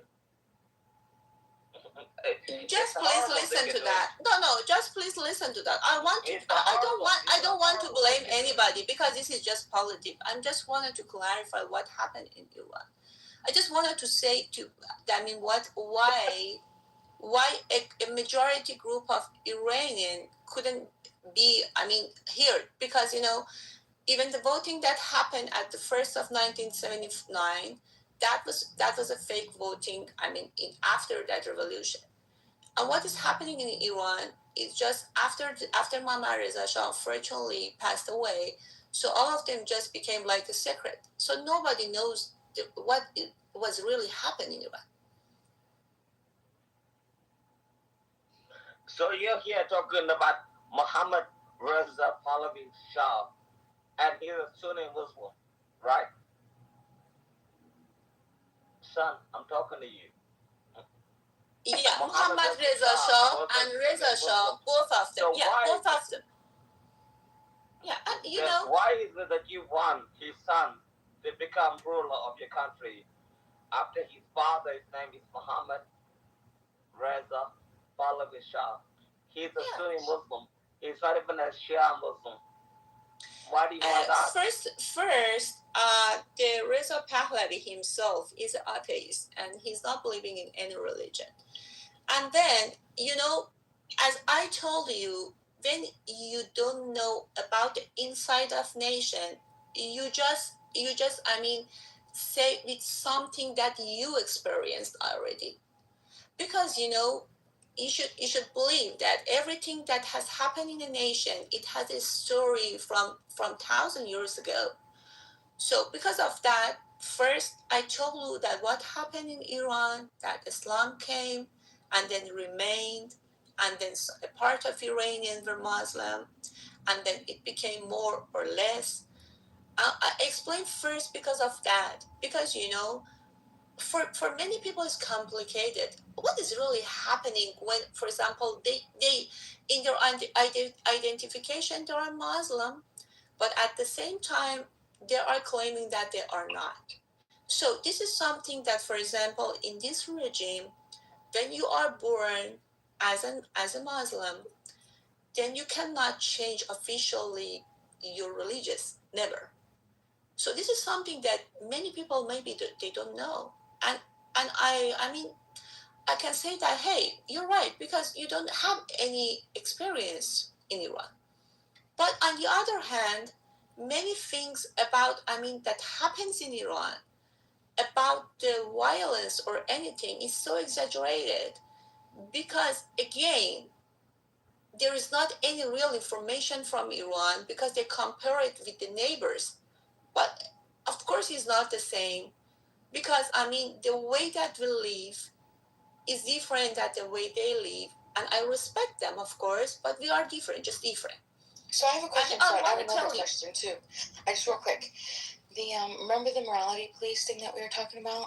Yeah, exactly. Then So I have a question. Do you know? I just want you to get. I'm curious to know how well you would know an American population. Do you know what would happen to a person who tried to kidnap me on the streets and throw me in a van, being a woman, and let's say they clearly were, it was a religious, do you have any idea what would happen in that exact moment? I'm not talking about legally, I'm talking about, how do you think something like, when you imagine it, how would you imagine? It happened for many women in Iran. It happened for many women. No. My question is, what do you think would happen if that same situation happened to an American woman in America? Same of situation. Course, all of the American. I always say that for the American that they tell us, and they say that, hey, we have some code dressing too. I tell them, what the F you're saying, because they are not the same, not at all. And But do you know my question? Do you know my question? I'm curious. The question is, I'm walking down the street. I'm American. I'm walking down the street, and somebody, a woman, wearing hijabs, they kidnap me, and they put me in a van. And my question is, but this is what I want to know what your answer is. What do you think I would do in that immediate instance? Do you think I would go with them to the warehouse and, you know, like, what do you think you would don't happen? know what will happen to you after that, as like Mahsa Amini was killed. But what do you think would happen to me? Well, let's use me. What do you think would happen if that happened to me today? What do you think I would do? In Iran or here? Here in America. Oh, I think that it is, the worst criminal that may happen in America. I'd shoot him in the face. I would shoot them. I have a gun, and I would shoot them, because if I didn't have a gun, I would gouge out their eyes and slice their throats. I mean, it would be really bad. It would be really bad. There wouldn't be like a destination to go to.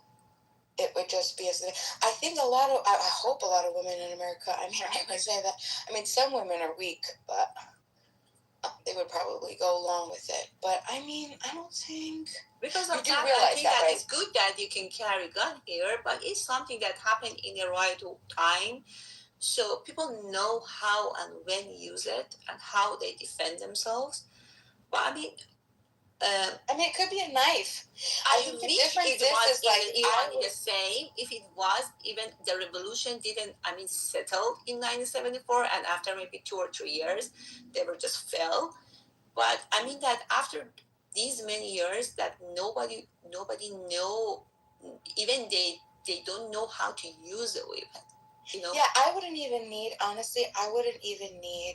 a gun. I would risk my life, and this is what I'm trying to get to the point, like the mentality, right? For women in America, I think I can't speak for all women. I think the majority of women would be, we're going to do whatever we need to do. Like, this isn't right, and this isn't something that we're going to, typically just allow to then happen over and over and over. Like, these women would become targets, and I mean, like, they would risk their lives. Like, I would do egregious things without, like, even if I didn't have a gun, you know what I mean? Like, I would choke them out. I'd take off a piece of my clothing, rip it, choke them, kill them. I mean, like, they would die. They would definitely die. Mm-hmm. But I wonder why people in Iran don't do that. Why don't women in Iran do that? Because they're brainwashed to think that the RGC is untouchable. That's not. Because the morality police aren't the IRGC. They're just regular citizens, right? That's what I hear. There are not regular citizens. I hear that those women are not regular civilians. Those they're women. Sharia police. They're Sharia police. Yeah, they are. They don't have guns like the United States. They don't have 300 million guns in the country. There's no Second Amendment. Yeah, but that's not FEMA's point. Well, thank FEMA's God, point right, Chris?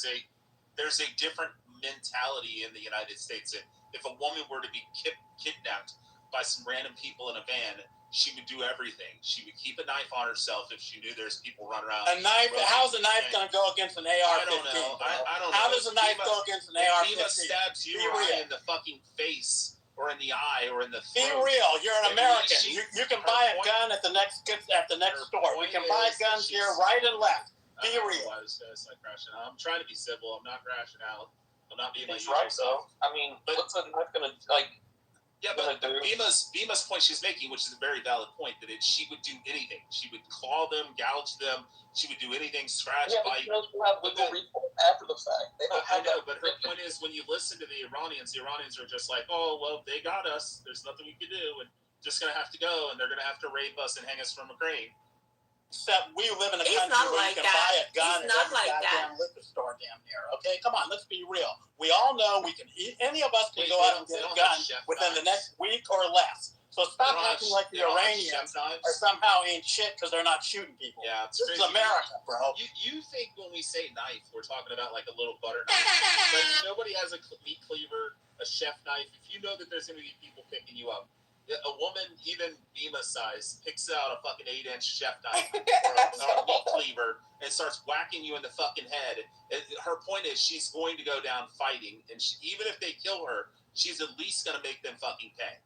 Typical American arrogance. I know, You got, yeah, you got a it is Glock. typical You got a American Glock. arrogance. We can get a Glock and I just want to say, AR-15. listen, my mom is 63. My mom is 63 years old and blind. You come in that fucking house, she's picking up a meat cleaver and she's whacking you in the fucking head. She probably got a Glock. She too. will. She will. Okay, she chop- probably got a Glock, She does have a don't she? gun, but if she Exactly. can't get to a gun, That's exactly she's my going point. with anything. I watched my mom when I was fucking 14 years old. Me getting jumped by a 16-year-old came over and grabbed that motherfucker and was tagging him in the fucking face. My mom would pick up a meat cleaver and she would whack you in the fucking top of the skull. And there may be 2 or 3 other guys that are then are gonna go wrap her and fucking beat her up and kill her, but she's at least gonna make you fucking pay and suffer.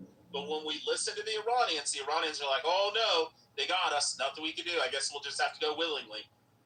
Except for 3,000 I think that you're absolutely wrong. I think that you're absolutely wrong. If it was like that, so those women and men that were killed and slaughtered in the street, but just because of one woman that was killed, her name was Mahsa Amini. So I respectfully, I'm not agree with you, but I think that you're comparing. You're comparing doesn't make sense. That you compare, a kidnapping, but in Iran. This is the regime. This is the army. This is the army that arrests you. Look, listen, darling.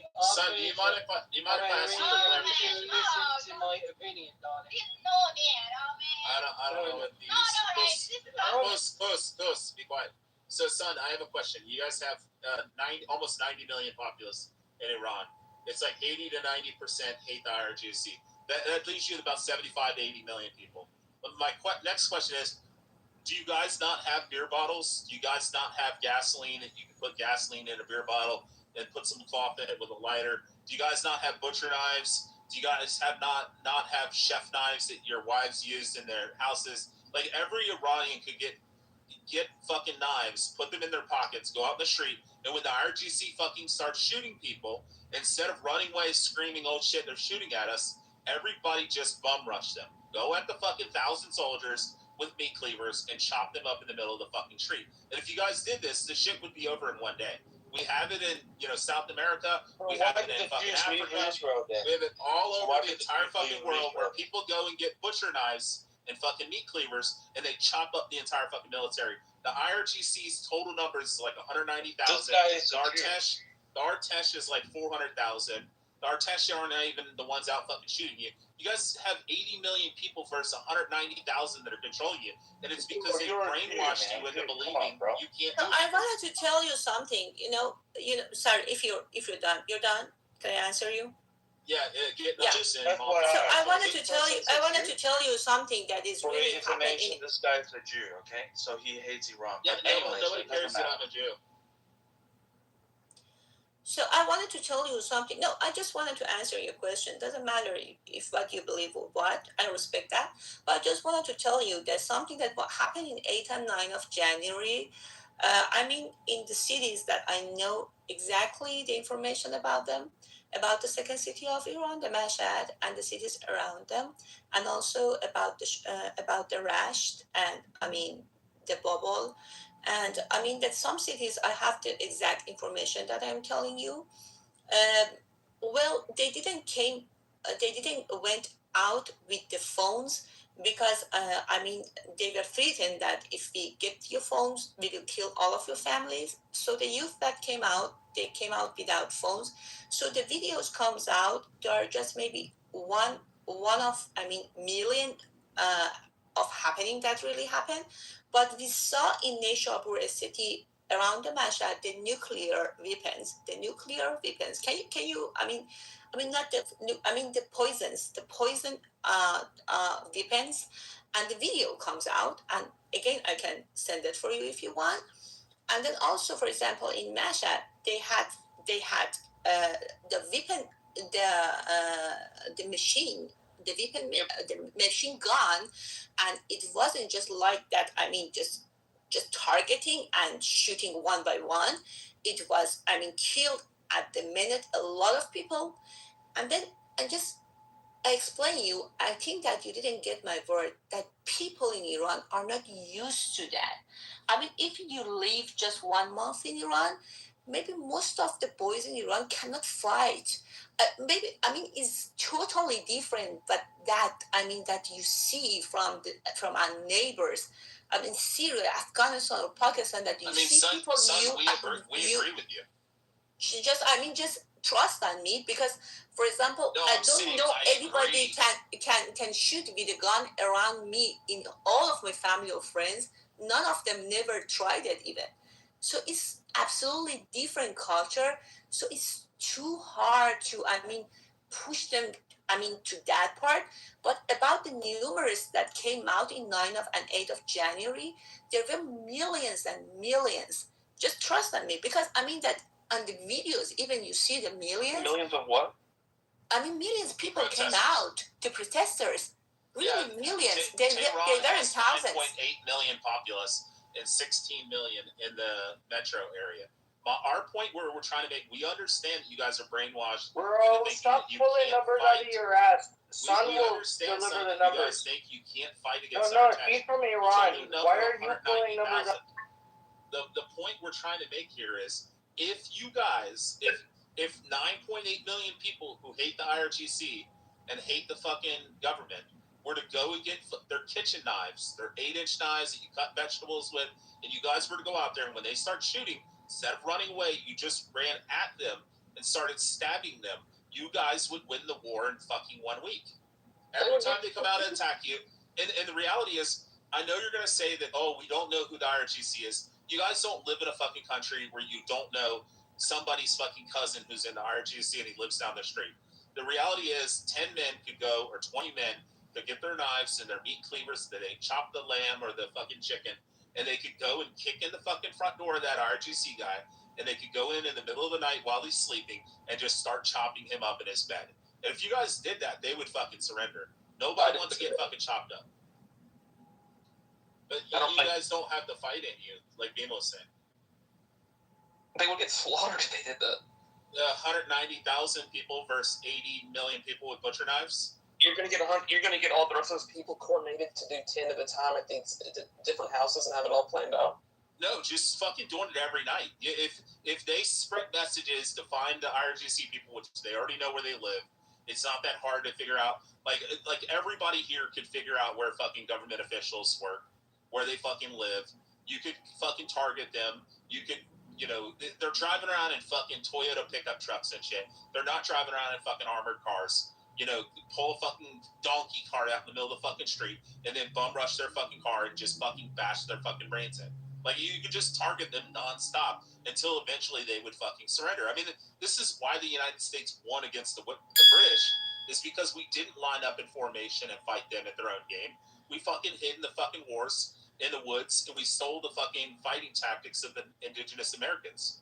We hid out in the fucking woods and started sniping these motherfuckers. And we started going for all their fucking top brass until eventually they fucking surrendered. I mean, that's what you're going to have to do. You're going to have to fight guerrilla fucking barbaric, archaic fucking warfare. And you're going to have to start dragging these motherfuckers out, just like they did in, where was it? With the fucking, the guy, come on, Beaver, help me out. The guy that was the government official where they drug his body out in the middle of the street. And, they did it to Gaddafi. They did it to the U.S. Embassy guy where they dragged his body out in the middle of the street. You start doing that to all their fucking guys, they'll give the fuck up. Ain't nobody that's making fucking peanut bullshit fucking pay gonna continue this fucking war, no matter if they think they're gonna go to Jannah or not, or they're bringing on the fucking 12th Caliph. If they start getting dragged out in the middle of the streets, people start going at them like fucking West Africans and chopping them up into fucking pieces, this shit will end real quick. Did you ever ask this about, like, the concentration camps? There was a lot of fucking Jews that did that type of shit. There was Jews that fought back and stuff. Yeah, there's literally stories of Jews going through and killing the fucking guards and getting all the fucking people out of the concentration camps. It's a little different when you're in a fucking prison, chained in with fucking, guys with machine guns and fucking, there's only 1,000 fucking, military soldiers, but there's only 10,000 people in the camp. But it's a little different when you have 80 million people who are pretty much, for the most part, free to roam around their fucking city and shit, who can get fucking, butcher knives, and they have all this shit in their kitchen. You go get beer bottles, you go get some gasoline, you fill them up, you put some cloth in it, you light them up, you fucking throw them at them, and you fucking firebomb the fucking shit up. If you just do this relentlessly, But the problem is they're not willing to lay down their lives. We literally had an Iranian woman that said, "Oh, if Trump pulls out, we're going to go out in the middle of the street and kill ourselves." And I'm like, why would you kill yourself? Why wouldn't you at least take out a couple of these motherfuckers? Like, shit, just do anything. Tricks, you know, I don't disagree with you. I agree with what you said. Hold on. Rich, it sounds like you might have to go over there, get on live stream, and show them how to do it for real. Yeah, we're not going in with the Green Berets. We're not putting boots on the ground. We're not going to instruct them. They're just going to have to get out and do it themselves. No, I said you. Like, you I know. But they're not going to listen. On live stream. Yeah, show them how to do the gasoline with the bottle and shit. It sounds like they need some guidance. Well, if you want to send anybody, Timothy, if you want to send anybody, send John Kitover with the book account. He was intel guy in the fucking military. He knows how to go over and fucking train everybody online. And he's already got 1,000 accounts, right, John? Good point. I think Daniel wanted to go. Daniel, did you want to go? Yeah. Thank you. What we need is we need Rich, right? We need Rich saying, "Hava Nagila,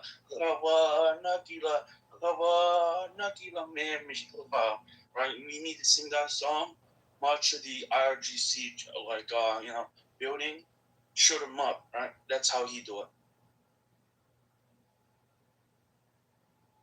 Oh, what did you say, Cuckosaurus Rex? I didn't hear you. I was busy doing something. Dina, would you fight like that? Would you take your meat cleaver and charge? Fuck yeah, she would. She already said she would. Hell yeah. I don't think so. Are you kidding me? I can guarantee, like I said, anybody breaks into my mom's house, even though she's fucking blind and disabled, 63 years old, she will pick up a fucking meat cleaver and she will whack one or two of you motherfuckers in the head before the rest of them get you. And she's fine. She's willing to fucking die for that. But that's the American mentality. I mean, but unfortunately, these Iranians have just been brainwashed like a bunch of North Koreans, and they think the big bad boogeyman's undefeatable unless America or Israel comes in and knows it for them. Or, their biggest argument is, we need to send in the military, we need to put all the ground forces there, we need to march all the way to fucking Tehran, and then we need to bring in Green Berets to fucking train everybody and teach them how to use fucking M4 carbines and M16A1s. And we need to teach them all how to do that for the next couple years, and then fund them with fucking billions of dollars of fucking guns and munitions. And then eventually, maybe they can actually fucking go and fight the IRGC on their own. But, Kurdistan's not going to do it. U.S. and Israel's not going to do it. They need to step up fucking do this shit. But that's not what's going to happen. It's that you compare the nations with each other. Just real fast before I jump off here, and I know all of you Iranians hate when I say this, but the reality is somebody in Ural's top brass in the IRGC is going to step up and become the new Ayatollah, and he's going to be friendly with us, and he's going to run the country, and you're going to keep the IRGC just like you did with Maduro and fucking Venezuela. We elected his vice president as the new leader. She's willing to play ball. Cuba's doing the same thing. They're all falling in line. And eventually somebody's going to step up and say, hey, U.S., I'll be the fucking frontline guy, and I'll let you guys sail all your ships through here. And when China gets out of line and when you want me to put pressure on China, we'll stop letting their fucking ships go through and we won't ship them anything. And we'll fucking put a stranglehold on the CCP. And when that person steps up, does that, then you guys are still stuck with the IRGC. And then we'll be friends with the IRGC, just like we were when we fucking overthrew your fucking Shah and we put the fucking IRGC in charge in the first place. Top armchair general in Trump's. That's crazy, isn't it? Right, bro. We should let John Kitover talk. Go ahead, Johnny boy. But serious John, not like joking John. He said he was going out to stock tins at the bars. Going to chop down trees.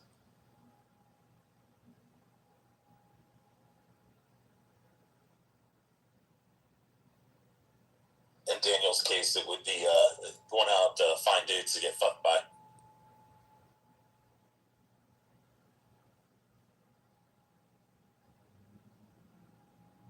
Exile, right? I don't understand this reactionary attitude from the Jews, right? You guys literally were lost for hundreds of years, right? Wait, when have we lost the war since 47? Or 48? Condescending to Iranians, right? No, I'm asking since 48. When have we lost the war? You were in the concentration camp. They were literally making. But not since 1948. Since 1948, we've won every war because he who fights in the name of Allah shall surely prevail. And the land who's given the Holy Land who's given to Beni Israel. So Allah's on our side, Hashem's on our side, Jesus is on our side, and you guys are fucked. So keep fighting the good fight, Daniel. You guys are getting fucked. How? We're winning every fucking war. Gaza doesn't exist. Like, you guys cry about all the buildings being gone and all the women and children being slaughtered, living in fucking internment camps. So it sounds like we're winning.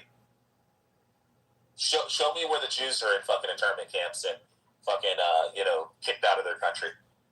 But I know you're going to be like Amir and be like, oh, tomorrow, Bibi Netanyahu's going to be arrested. And then we'll hang him. And it never happens. You guys are losing. You're just sore losers about it. Arabia will get a nuclear warhead from America, right? So yeah. There's already ICBMs from the United States in Israel, and Israel has their own ICBMs. So good luck on that. You know how long it takes to go from the United States, from fucking Wyoming to fucking Moscow? 42 minutes. Good luck.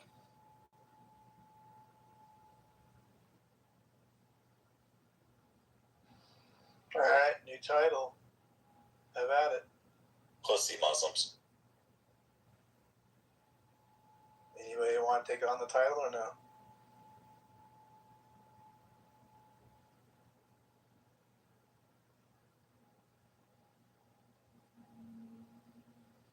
Don't be scared now.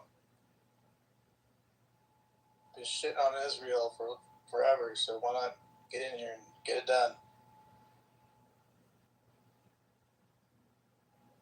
Jews. It's not about Israel. I don't give a shit about Israel. I just don't want Jews.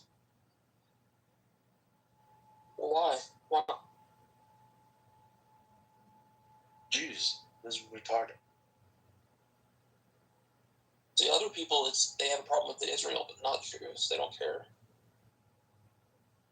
Like, why would you have a problem with a group of people? Like why? I don't understand. People get evicted from 170 countries. You ask yourself, is it those countries' fault or that group's fault? I don't know, man. Where's AJ? DJ. I have a question, but it's slightly off topic. I'm here. You want to respond, DJ? Who said that? I didn't even see. Daniel. Let me see here. Okay, yeah. So I'm a Jew. I'm one of the few Jews who's been chosen to live forever. What else do you want to know? Well, at least they make him tall and handsome and smart, right? You're so cute. Let's make out tonight. Oh my god.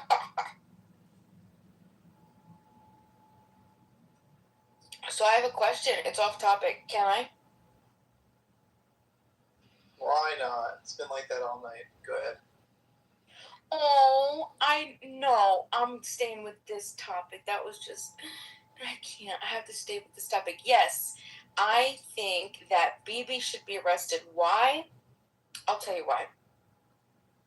I don't think that you can do what you do to another population. I think there is enough evidence in these multiple reports, like 100 pages of reports about what they do. I don't have any problem with Israel defending itself from people that are harming them.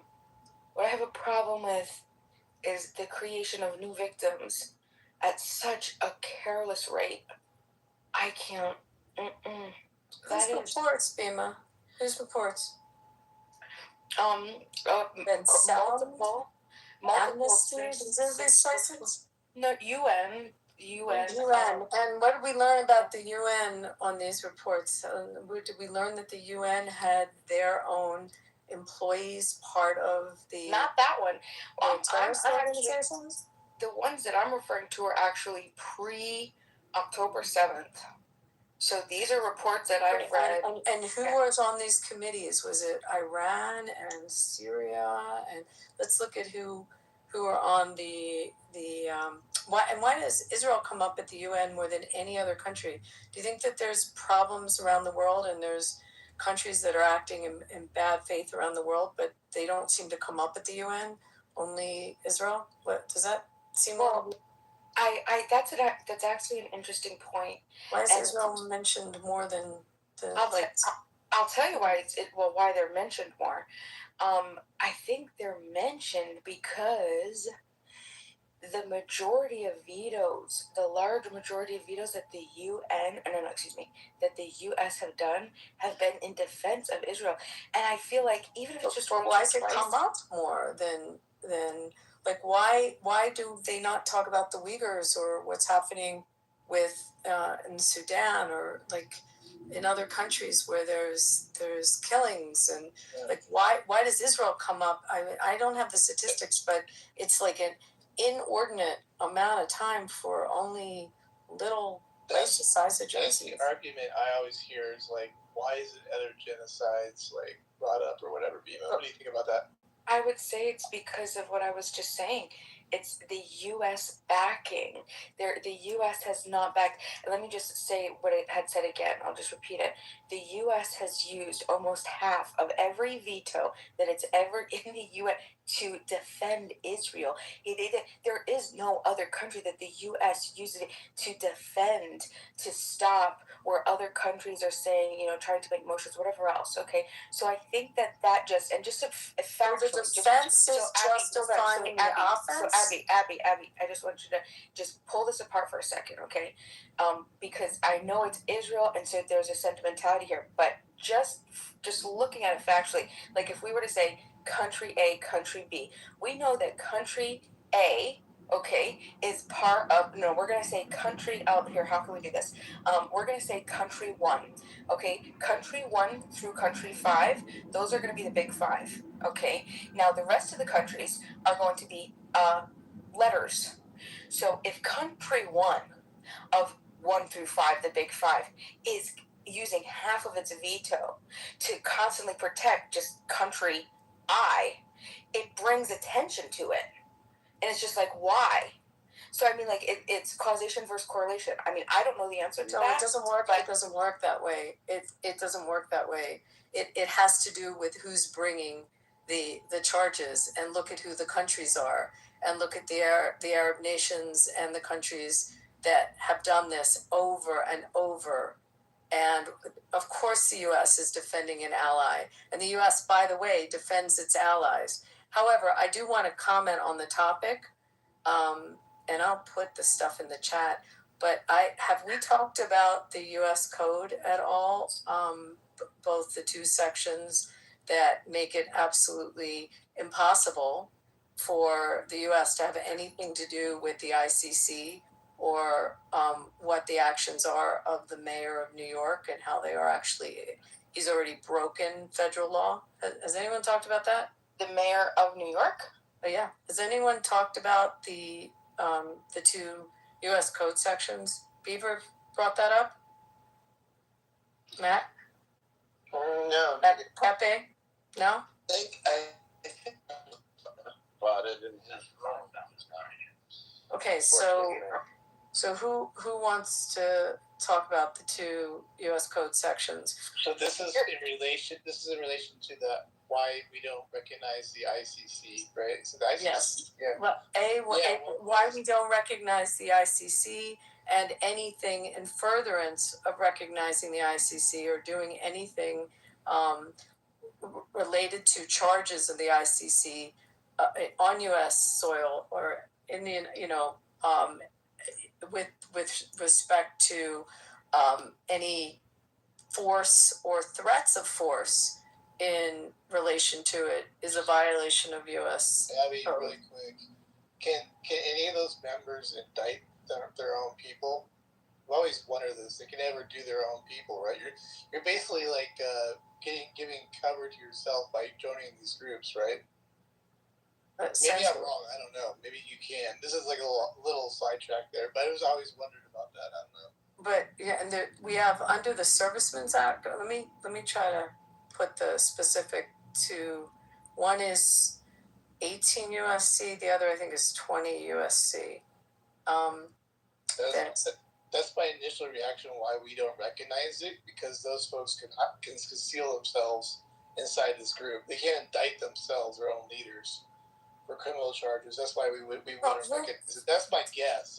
We're not party to the Rome Agreement. Hold on, let me get the actual law so I don't sound like I don't know what I'm talking about. So, and I put this a little bit ago, Matt. I don't know if you read it. I put this. There's a actual YouTube of it. You can play it if you'd like. It was on Fox. Hold on. I'll put the YouTube in the chat, and you can play it. It's Mark Thierson was explaining. How long is it? So it's 22 U.S. Code 7423, which is the American Service Members Protection Act. Oh, it's like it's a minute. Okay. It's a minute. I could try it on my thing here. I don't know if it's working right now, but let me know when you want me to play it too. Yeah. I mean, if you can. Okay, let me try it. Hold on. Let me go. Let's see. I can just do music mode.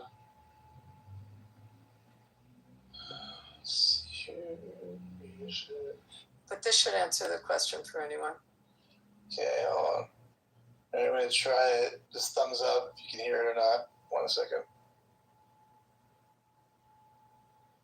Look, if Mamdani tries this, he's the one who's going to be going to jail, not Benjamin Netanyahu. I looked up the law, okay? There are 2 laws involved here. The first one is 22 U.S. Code 7423, which says that no agency or entity of any state or local government may cooperate with the International Criminal Court in response to a request for cooperation by the International Criminal Court pursuant to the Rome Statute. That's the American Service Members Protection Act. It applies to allies. Second law, 18 U.S. Code 112, protection of foreign officials, official guests, and internationally protected persons, which Netanyahu would be all 3 of those. Whoever assaults, strikes, wounds, imprisons, or offers violence to a foreign official, official guest, internationally protected person shall be fined under this statute and imprisoned for not more than 3 years or both. And whoever does it with a deadly or dangerous weapon will be imprisoned or fined or imprisoned for up to 10 years. And not only that, there's another 6 months for threatening or intimidating a foreign official, which Mamdani has already done. So right now, under the law, Mamdani is facing 6 months in prison for intimidating Benjamin Netanyahu. If he tries to go ahead with it and he sends the New York police armed with weapons, he could face up to 10 years in prison under this law. And I would tell President Trump, you should have the Attorney General announce that if he tries it, he will be prosecuted, he will be arrested and thrown in jail and prosecuted to the full extent of the law. That is fabulous, Mark Thiessen. That is fabulous. Use the criminal code. That's absolutely terrific. It's the law. Yeah, it is the law. That is exactly right. Well, I just love that. Were you thinking about were you talking about the United States should arrest him, or a third party should arrest him outside, not in the United States? I think it's difficult because this is like war. It's like, why would we arrest him? I mean, he's... Right, no, not the U.S., but it would have to be like, a joint world thing. But don't you live in the United States, and aren't you a citizen here, and laws of the United States are what govern you and govern, and that's the jurisdiction you're subject to. So, she's an anarchist. Follow those laws, Bima? No, I do, but I'm not following why you asked me that question. The laws of the United States, because this is our federal law. No, hold on. Bima's saying that different parties should arrest, like, outside of the U.S., like... whoever. What the like Ugandans? I mean, who should do this? Like the Syrians? Like a real civilized group like the Syrians, or like who are you suggesting, Bima? I would say, could you list 10 countries that you would trust to make good decisions for the world? Like, what do you think are 10 good, noble country leaderships? Could you at least name 10? Nope. Well, that's a I mean, well, let's see. Well, pick a country and who their leadership. How many? Let's talk about Italy. Like, how many governments has Italy had since its formation? Does anyone know? Like, how fast they go through their governments? Or the UK? Like, who's a new prime minister? Like this morning, because that may change this afternoon. I mean, you're kidding me, right? Well, who issued the warrants for the arrest? The ICC, which we are not a party to. And by the way, the guy that issued them just got arrested for molesting, for sexual harassment or the sexual assaults. The prosecutor at the ICC. I'll find the article. I'm sorry, now you guys are making me have to find stuff. But I'll find the article. That's been in the news also. Well, the only reason I'm asking is because, I mean, Mamdani, what an idiot. Why would the United States or anybody in the United States arrest an ally? But someone other, I could see someone thinking that he should be arrested by some other criminal court or whatever outside of the U.S. But why would we arrest our own person? That's so stupid. Yeah. Because he's virtue signaling. It's a bad thing. I don't know why he did it. It was because you're right, Beaver. It would be something outside the U.S., not the U.S. We're not a party to the ICC. Yeah. And by the way, we have never, it's against federal law, we have never arrested or directly followed any orders of the ICC and taken anyone into custody ever. There was a question of whether we did. Actually, it was 2 African situations, and one was Uganda, the other, I forget the other country. The guy turned himself in to his own authorities.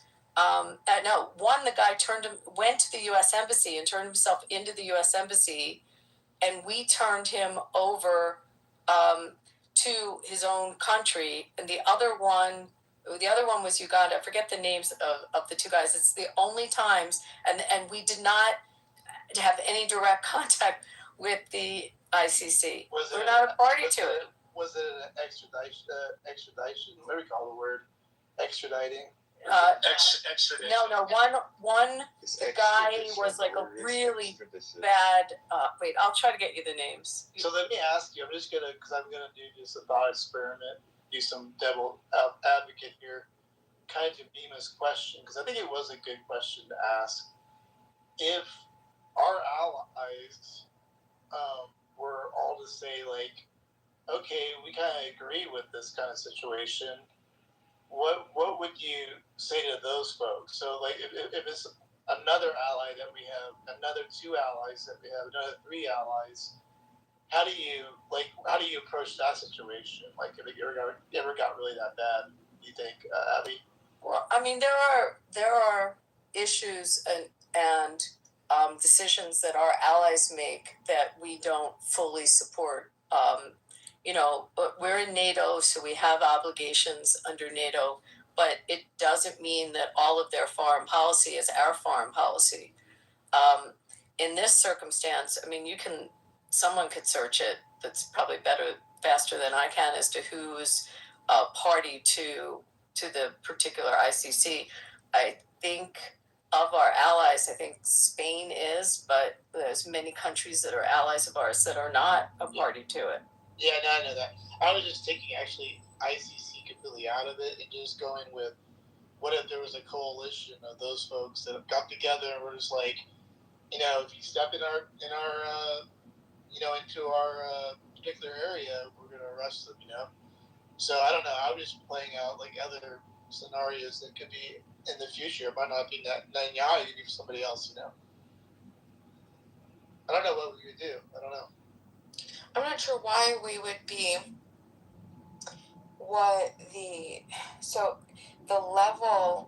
the concept of government, right, and governance and governing, there's the smaller, right, local, and then it grows.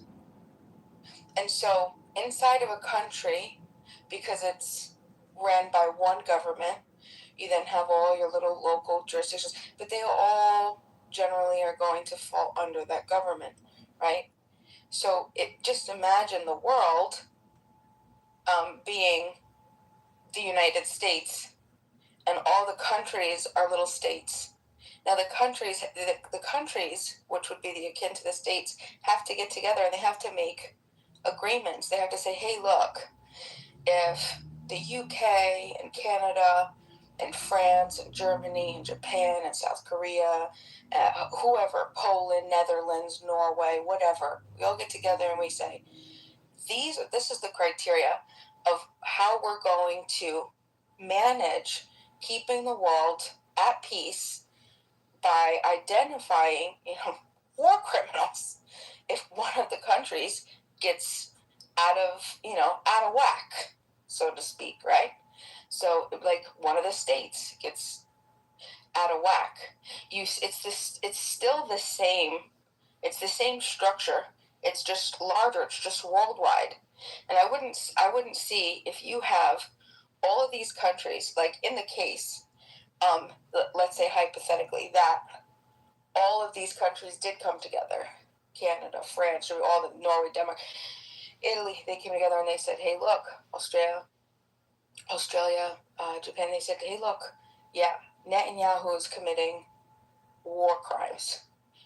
If the U.S. was to get in the way of that, and we have a general consensus, right, and the criteria is there, I mean, I think there should be a trial. So, I mean, Bima, there's just so much to unpack on this. I mean, again, you can look at the history of the UN, and I mean, I am not an advocate for the UN. I think that it's been skewed. It's been, I mean, you have councils, the Human Rights Council in the UN, and look at the countries that are members of it, and look at the atrocities committed by those countries. I mentioned some of them. I mean, you have countries that have been serving on this, that like China and what they do with the Uyghurs, and Syria and Iran. I mean, it's just a fraud. And with respect to the U.S., we have our own foreign policy. I put in the other chat, because I don't know how to, someone can Google this and find it, the statement issued by the U.S. Attorney General with respect to the ICC and how we have not consented to it, and it's a legal opinion by by Todd Blanche of how we have it has no jurisdiction whatsoever in the United States. And not only does it have no jurisdiction, it's so important that it has no jurisdiction that we have federal law that you just heard in that interview that protects and penalizes if anyone tries to do anything in furtherance of it. That's how much we don't agree with it in our foreign policy. Yeah. So, and that passed through Congress. That's federal law. Okay, it enacted through Congress. So that's how much we don't accept that the ICE. Abby, what's your metric of being war criminal? Either for a country or a person. Excuse me? What is your metric of being war criminal, either for a person, as a governor, or a country? Yeah, how many people should be died? Well, I don't know. I mean, first of all, if we want to have a fake accusation of the word genocide, maybe you need to take a look at what happened in Germany, and you might understand what a genocide is, or what's happened with the Khmer Rouge, or you want to look at real genocide. Whatever the number is, and you could take the Hamas health ministry's number, and this room is not about getting into this argument, but if you want to, you could take a look at their number of 70,000, and I would argue that if it's 70,000, take the higher number, 50,000 were combatants. and you need to understand what a combatant is and what you might consider to be someone in civilian clothes is also taking part in the actions that happened within Gaza. So, I mean, there's also people that died of natural causes in the course of 2 years in war, not in war, in any civilization. About 1.5% to 2% of a population will die of natural causes. So we're assuming no one had cancer there and no one ever had a heart issue. So you can add that. But all that being said, it's a false statement. So with respect to this particular, I mean, I can get into the argument and so can other people. That's not what this room is about. But I think if you look at Nuremberg, you look at those that were individual criminals that masterminded what occurred in Germany, and Nuremberg would be a good example of it. Obviously, the same would be with that you don't take Imperial Japan. Yeah. So far, I understand that your take is, Bibi is not war criminal. No, I don't. He's because there's no crime.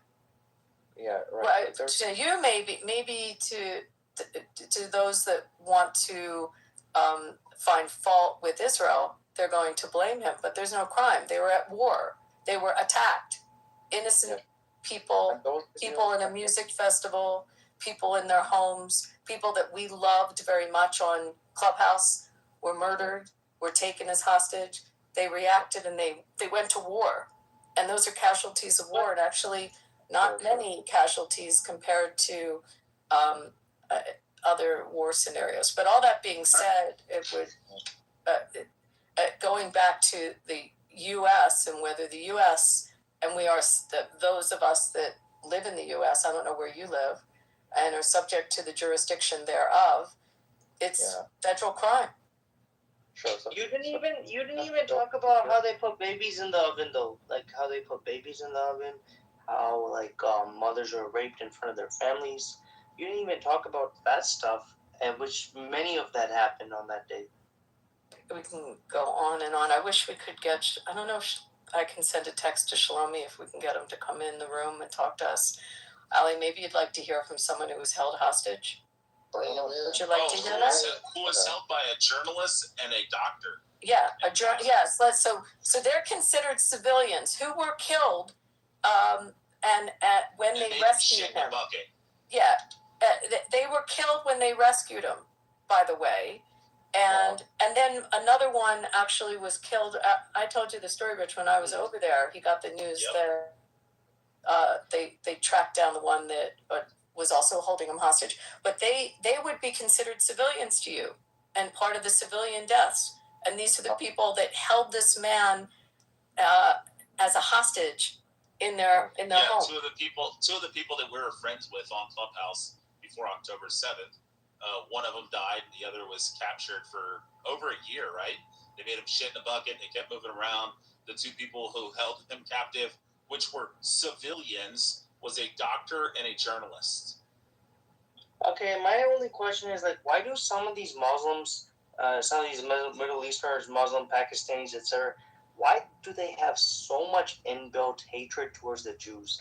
It's just total disregard for the humanity. Or the Quran tells them so. I'm sorry. Hello. Hi, my name's Alicia. Yeah, and now it's caught on some of these bastards. Hi, Alicia. Nice. Hi, Alicia. Sorry about that. Hey, Alicia. How you doing? I'm doing well, but I think we can talk about two simultaneous things that are happening right now, or has happened, and there's atrocities in incumbent. So it's just yes, a horrific thing happened, and yes, that was horrifying, and yes, there was retaliation. But we have to understand that there are two sides that also people disagree with on both ends. However, genocide is not the answer to equating to what the atrocities are, and to the answer to that, if I'm making any sense. Well, could you define, if you have a population that is 700,000 and it grows to 7 million, do you think that you've ethnically cleansed and you've committed genocide against that population if it grew in the course of 70 years from 700,000 to 7 million? I have this question, Abby, first, Alicia, I'm sorry. Like, when in daily basis videos coming out that babies and children are being dead there, how do you stay silent against it? Like, you only go for quantity. What, on October 7th? No, and also... Yeah, we're talking about October 7th. We're talking about... We talk about October 7th all the time. Do you want to see the videos? You should. Yeah, I want to see. Yeah, well, you probably... We've all seen videos. I think we've all seen Have you seen the official videos, Alicia? Yeah, I've seen everything. You saw the 45 minutes? Listen. Alicia, did you see the 45 minutes? I'm just asking. I'm not being antagonistic. I'm just curious. Did you see the... You are, because you're not listening to me. The official one? Dying on daily basis. She's not. She's asking if you've seen it. She'll send it to you. If not, no, I can't. It's not something I have the custody of, or it's never something very specific. Anyone wants to send to anyone. You can't send it. You can't send it. It was available. Everyone saw it. No, everyone did not see it. It was very specific how you got to see it. That's why I asked if you were invited to one of the viewings of the 45-minute video. Did you see it? I was not invited. I was just introduced to it, as social media does, immediately so. It wasn't on social media. It was. The 45 minutes. Absolutely was. It was held. It was actually specifically not. I mean, there are pieces of it that you can see that were released, but the actual 45 minutes was not. It's never been released out of the private viewings of it. I'm not doing tit for tat. I'm not doing. It's not. That's why I asked you if you saw it. No, Abby. Daily basis. Hold on. I just want to let y'all know. I'm a sniper today, so I'm not gonna be coming off the mic too much. I'm gonna just be sniping. So if you find yourself in the audience, Timothy sniped you. Thank you. He's a silent sniper, guys. Be careful. Those are the worst. Timothy, did you deal with LeBron yet and that subject, by the way? Yeah, so here's my just one question. Like, on daily basis videos coming out that Israelis killing people in Palestine, like also the babies, children. So this is why, most people, as you see in the result of the vote, they see it as a war crime. So now you can just fight it and just focus on the other things, or you can, in a very objective way, analyze everything that happens there. Like, even journalists cannot get into Palestine right now. So there must. What's Palestine? Like, where are you defining Palestine? Because that's what do you mean? Yeah, so I think he means the territory of Israel. Yeah. Are you talking about when you say Palestine? Where are you talking about specifically? So everybody knows what Palestine. No, they don't. So I asked you, where's Palestine? At least it's a word that reminds people of. Right, but you said journalists can't get into Palestine. So please define where Palestine is. So here is West Bank and Gaza. Like, journalists cannot get in. Okay, and where in the West Bank can't journalists go? Oh, yeah, and also. Where in the West Bank can't journalists go? Yeah, dude, just let me finish. No. You made a statement, so I'm asking. She's not a dude. She's a lady. Thank you. Okay, just let me finish this, then you can ask your questions. Also, they could not get into, like, also Flotilla Freedom Group could not get into those regions. Like, they were from Europe, right? Like, Europeans cannot get in, journalists all over the world cannot get into the region, and in daily basis, videos coming out, the children being dead there. So what's your take about that? This is my, very objective question. I would like you to answer this. So first of all, the West Bank, if you're talking about Judea and Samaria, there are areas A, B, and C. And in the area that is controlled in the West Bank, which you're calling Palestine, is controlled by the Palestinian Authority. That would be the area like where Ramallah is. And there are journalists there every day. There's lots of journalists. There was just a U.S. member of Congress there. Anyone can go into the area that is controlled by the Palestinian Authority. So I think that's why I asked you to be very specific when you choose your words. So if you're talking about areas A, B, or C, which is in the area that you call the West Bank, I would call Judea and Samaria, that there's no problem for journalists to go into the area controlled by the Palestinian Authority. So are you talking about Gaza, that area specifically, when it's at war and it wasn't safe and there was issues of safety, then that was the reason that they were keeping people out of a war zone. Again, Israel had, in 2005, Israel left that area. There's not a Jewish person that lives in Gaza, by the way. There's not a kosher market or a synagogue, or there's no Jews that live there. So they left in 2005. With respect to a war zone, and it's not safe, then they made that determination. However, to have the false narrative that it's criminal, and words like apartheid or genocide, they're words that are very convenient to try to have accusations. But again, we live under U.S. jurisdiction, and we're not party to those that are making that accusation. And you asked me about the main person at the ICC, and that person just got arrested. The main prosecutor, I think his last name is Khan.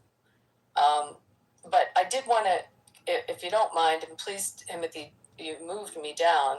I was trying to talk about the U.S. law and whether the arrest could happen in the United States. And I don't know if I was finished with that, or no, I moved you down because he couldn't finish his dialogue without you interrupting. So I'm not in a chances move today. Like I might let you get it off a few times, but I'm standing on business tonight. So I just want you to be on your best behavior. Nothing against you. You're a good person. Again, I'm sniping y'all tonight. So I'm on there tonight. Thank you. Can I just do one victory lap about LeBron, though, with you? Abby, you're talking too much. Let the others also. You're occupying the room. Like, when you don't believe in the word Palestine, you also need to consider that Israel is there only for 80 years. Okay, 80 years is not that much. So we can easily go back in history and just investigate by ourselves. I'm talking about the perspective of the people in the world everywhere, in Europe, Asia, Middle East, America themselves. Like, there are many people believe that whatever happens there is genocide based on some facts, based on videos that are coming out in daily basis. They are like killing children also, like every day. Like, I also know Israelis, coming out and say that there's a genocide going there. Like right now, they're killing. So denying it is simple and requires you to be a missioner of one specific side to come and deny it and just occupy the room, but not letting people talk about it. This is whatever you do right now is not good. Not good for you. Now, may I respond since he said my name? So every children is equal. So you have to consider where are they right now in their killing children, as you say? And you also made a statement that Israel's only been there 80 years. The Jews have been living in that land for a lot longer than 80 years, and it is the homeland. It is our ancestral homeland. It has been our ancestral homeland for a shit ton of time, a lot longer than your family can claim their homeland. I'll guarantee you that. But I would suggest just one thing to read that might give you perspective. It's called the Bible. It might help you.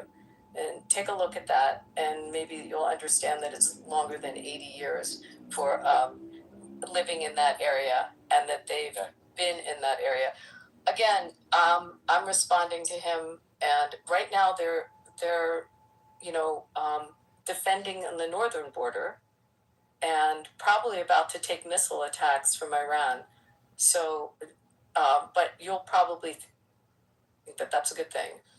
Otherwise, can I finish up on, are we done on the U.S. law, Matt, what I put in, and were there any other questions on it? Here is the thing, Abby.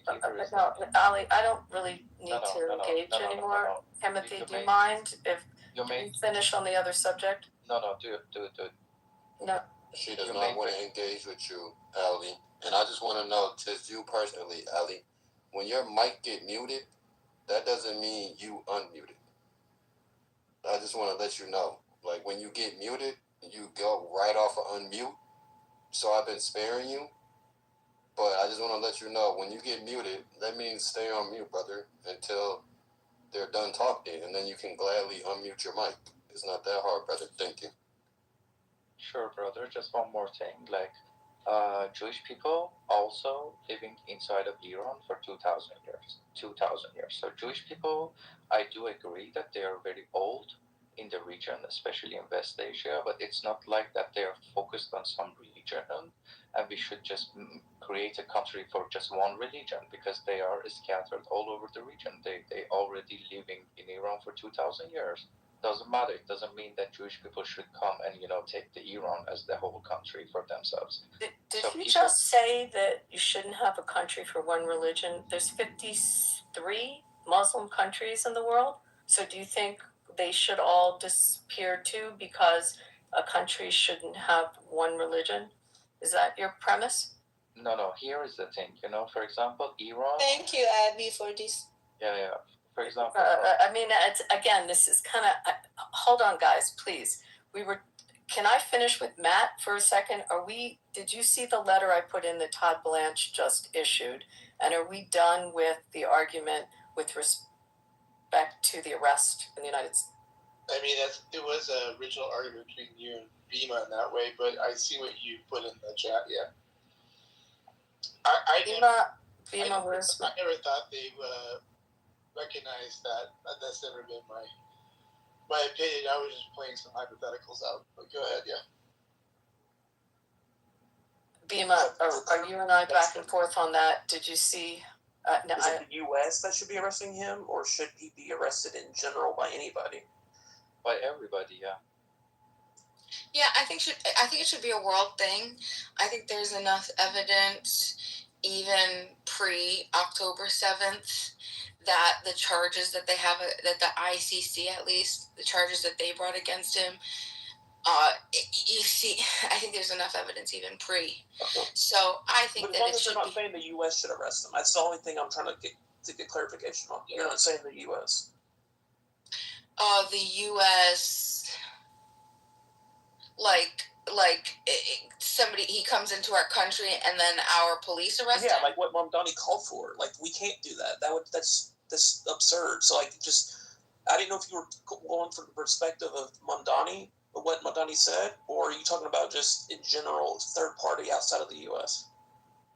Yeah, but I don't think that would matter too much. I think if the world, if a group of countries agreed. What that countries, Bima? It would be the responsibilities. But I mean, we can't arrest our ally. Yeah. Like, we've done in conjunction with him is what's going on. So then that would be kind of stabbing him in the back, right? Even how would you physically do that? Because his Secret Service guys would be fighting with the NYPD. I don't know how that would, because they would literally fire back. Yeah, there'd be there'd be a shootout. You know what I mean? They're not going to let Bibi Netanyahu be arrested. You know what I mean? So I don't know how the optics of that works. You know? Yeah. So we have it's the supreme law of the land, and it's our federal law, and he broke it. He's already in violation of U.S. Code 18-112. So, I mean, again, you live in the jurisdiction in the United States. This is our ally. We're in the midst of prosecuting a war with that ally. So it's making no sense. And when you say that you think that this is pre-October 7th, I mean, on what basis? Do you know, I mean, do you have any idea what attacks have been like when you're in Israel and you are subject to missiles coming in from the Houthis, or the constant Kadusha rockets that would come in from Hezbollah in the north, or the rockets that have been shot at them from Hamas in the south. But the proxies of Iran, if we've not learned anything from this war, whether you like Trump or you don't like Trump, I mean, under all of our presidents, we have seen that Iran is the biggest state sponsor of terror in the world and uses these proxies, specifically those three, and there are others as well. Proxy, man. What do you say? They don't use the proxy. What did you just say? Israel itself is a proxy. Are you denying that Hezbollah, Hamas, and Houthis are not acting as proxies and shooting at U.S. vessels and U.S. servicemen, as well as Israel, and have been shooting at Israel and attacking the United States for 47 years? Have you ever searched this keyword that when and why Hezbollah created? I really didn't. I was talking to Bima. Yeah, no. Have you ever searched that when and why Hezbollah created? On what? You know what? They exist, and they exist to kill, and they've killed American servicemen, American civilians, Jewish civilians, as well as civilians in Saudi. I mean, we can go around the world, in South America. They exist. They are. I want you to search something, and then I really want to go back to dialoguing with Bima. Search the U.S. State Department list of designated terrorist organizations, and take a look at how long Hezbollah has been on that list and how long Hamas has been on the list. Sure. And they are designated. We're in the United States. We're subject to our jurisdiction and our laws. And under our laws, they're designated terror organizations. Enough said. It's not only your laws. It's not only but you're on a U.S. app right now. Alicia, did you ever get to finish? Sorry, I just want to make sure that, because I saw you left. I didn't know if you ever got to finish. All right, never mind. Continue. Anyway, I'm done. Bima, are you and I done on this one? I just want to say that it's not only your laws, it's international law. So the keyword is this, that when and why Hezbollah created. International law. What's international law? No, Can you define it? Yeah, international. Yeah, what is it? What is it? International law is something that not only based on your laws, it's a law for whole humanity living on planet Earth. So it's a law for humanity living on planet. Guys. So you have to. Someone. It's Joe. Well, I mean, we don't have to follow some arbitrary law that some other group made up. I mean, what does that matter to us? No. But you have to be fair. Thank you, Wallace. Yeah. What? There's no such thing as international law. We'll start with that. Yeah, and when you investigate over incidents, you have to have a bird eye view, just looking to planet Earth from a bird eye view, and go to the truths of the incidents. How do you feel about the Uyghurs? You think we should go after China? What do you think? Should we go after China? Like, should everybody, like, No, are you Muslim? Your name is Ali. So they're killing Muslims in China. How do you feel about that? Doesn't matter. So here is the thing. Doesn't matter? No, just wait. Just look at what I say. Don't. No, I'm not. I don't look at what someone says. By the way, that's not how you do it. No. This is how you do it. If you're you hear what someone says. So here's the keyword. Everybody should understand. Everybody should understand why Hezbollah created.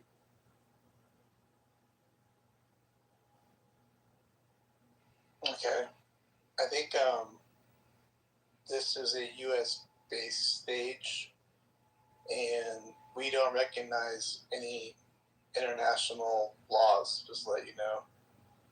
So that's the end of that discussion. I don't know why we're talking about that. I know that we all have to feel good, have humanity for everybody, but we don't have to actually. So then forget about allies. Then, if you don't have an international overview, forget about having allies in this world. No, forget about. Wait, hold on. I'm gonna answer him. Hold on. So we have our allies, and that's all we care about. We don't. you don't determine like what our allies are. I don't know what you're going on about. If you're not abiding, international law, forget about allies then. No, Just allies go by yourself. they have no obligation to international laws either. They're for us. That's the whole point. We're all on one accord. Like we don't have to oblige any international laws. So you want to stay biased, yeah. Then don't talk to us with any commercials, okay? America is like. I think he's hijacking them. Can we go back to? We're done with that particular piece because just search about the Hezbollah. We'll never recognize international law. I don't know what part of that you don't get. I don't know. No, I have no clue what you're talking about. But are we still on this topic though, Matt? Just in general? Yeah, I would be curious to know more. I mean, well, see, I think it boils like, did Israel go overboard in their response, and is there such a thing as going overboard in war? Like that's what people. I think whether it's genocide or not, technically, if it's that or that, like I think people get hung up on that. Like that's not really the. I think most people just mean, did they go overboard? Like, do people get hung up? Beaver, do you think Harry Truman went overboard and dropping? Possibly. I mean, I wasn't around. Nagasaki and Hiroshima. Possibly. I don't know. My father. I mean, you have family that served in that war. You talked to my father, who was in that theater, fighting. I mean, and against the Japanese, they were very happy that we made that choice. Right. I don't know. I mean, the same extent in Dresden. Did the U.S. go overboard in Dresden? Because we killed babies in Dresden. Is the threat, was the threat neutralized or not? And if it's not neutralized, then it's not overboard. My only response might be to that is what responsibility do, in this case, I know it's Hamas, but at the end of the day, they're all kind of bundled up in a little ways. Do the Palestinians have for October 7th? Like, what's the responsibility they have for that? That would be my only response to that, And then I mean, I think it's an unanswerable question. It can't be overblown. But go ahead, respond to that. Yeah, like I mean, at what point, like, then can Israel just go and decimate every single living being in that area after, like I guess there is no what's the saying about love and war? Like all is fair. So like, what do you say was an appropriate response? I don't know. I just think people that are observing it from, that don't really have any skin in the game are like, damn, they've gone overboard. So Beaver, I think the question I think the proper question to ask Abby in this context is, Abby, what would you consider, or what do you think they would consider is an actual war crime if Israel were to do? I mean, to me, that's good. Look, if they wanted to decimate, they could have gone in with very stronger weapons. Let's say they possibly possess, and have taken out, the entire society if they wanted to. Of how many million people? 2 million people. So no, 2 million of how many? First of all, again, when you talk about Palestine, if you're talking about area A, B, or C, you're talking about Gaza. It's not A, B, or C. It's Palestine. So no, it's not Palestine. Alicia, I think you're a little inebriated, but I think before we go down, let's not go down that rabbit hole. Let's stick to this one focal point. I'll answer Beaver. So, Abby, I mean, Beaver's question is, what constitutes a, I guess, quote unquote, war crime or genocide, I guess, for you? Or more so the war crime. Was that what you're asking, Beaver? I forget. Yeah, that's so the systematic. The question is like a Shoah. If you build a Shoah, if you create a Shoah, and you systematically exterminate. I mean, what we dealt with, and I welcome everyone on the stage and the audience to take a visit to Germany or Poland and go see it with your own eyes while those camps are still standing. I mean, that's a war crime. With respect to going in and putting leaflets before they dropped bombs to surgically go into an urban area to try to find your enemy, when your enemy says, we're coming and we're going through our tunnels across your borders, which they uncovered, 35 tunnels before October 7th. and we're going to murder your citizens in your country. You have to defend your country, and they went in surgically and went from, in an tight urban areas, from home to home, finding the perpetrators. The Uyghurs would classify as a war crime, right? 3X. Yes, 3X. I think Khmer. How many died? Yeah. How many died in Cambodia? Oh my God, tens of millions. Let me. Yeah, I mean, that's, to me, this is But let's focus. combatant to civilian ratio is something I think you have to look What at. is, like, but when you see it visually, Abby, like, because I'm just taking it from what I see pictures. I don't know much more than that. The place looks level. So how do you reconcile that? It's not level. I mean, there are many areas that are not leveled. But again, I'd look at combatant to civilian. Remember, you had bigger that, yeah, you've got the Uyghur killer there. You had more mileage than the New York subway system. Think about if you've ever taken the subways in New York and how extensive that is, underground as terror tunnels. That you had to go in, and that's where you had your citizens there. They were holding hundreds of their citizens, Thai nationals, American citizens, British citizens. I mean, citizens really from all over the world. That's a war crime, right? That's a war crime. Can I say something, Okay. Matt? Hey, Matt, can I say something? With all respect. Who's that? Lipton? I'm Lipton. Yeah. The soup? No, hold on. Please, don't disturb now. It's my turn. So We're kind of quiet, just to let you know a little bit, but for me. No, I wanted to say something because Abby Matt was saying your microphone's quiet. Shut up, Rick. Well, they hear me. So basically, I was just going to say, like, all this war is like Squid Game in Israel and Palestine and stuff. So basically, they're playing like Squid Game with the Palestinians. It's like crazy there. So, Squid Games, so they would all, move forward. You talk about the Palestinians would all move forward a little bit, and then, whoever's around gets bombed, and then they move forward. Or is that what that's your anecdote? Yeah, a little bit like that. Like, Jesus Christ.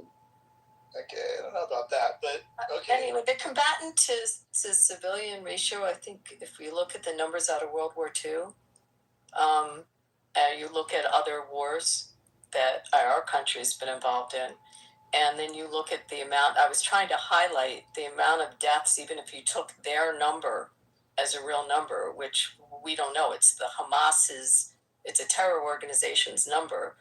But even assuming that, and the amount that were actual combatants, the amount that I said add in natural cause deaths, you have a very low civilian to combatant ratio there in the course of the 2 years. So what is 2.5 years. statistic? So, is it like showing the grower or the shower? Are you following me, Matt, on my answer to that? Yeah, I hear you on that. Yeah. And what was it in World War II? The combatant civilian. You want me to look it up? Yeah, Rich usually knows this. I will. Tiger, go ahead. You've been trying to get in for a minute. Right. I just first off, these Jews have been spewing lies about China.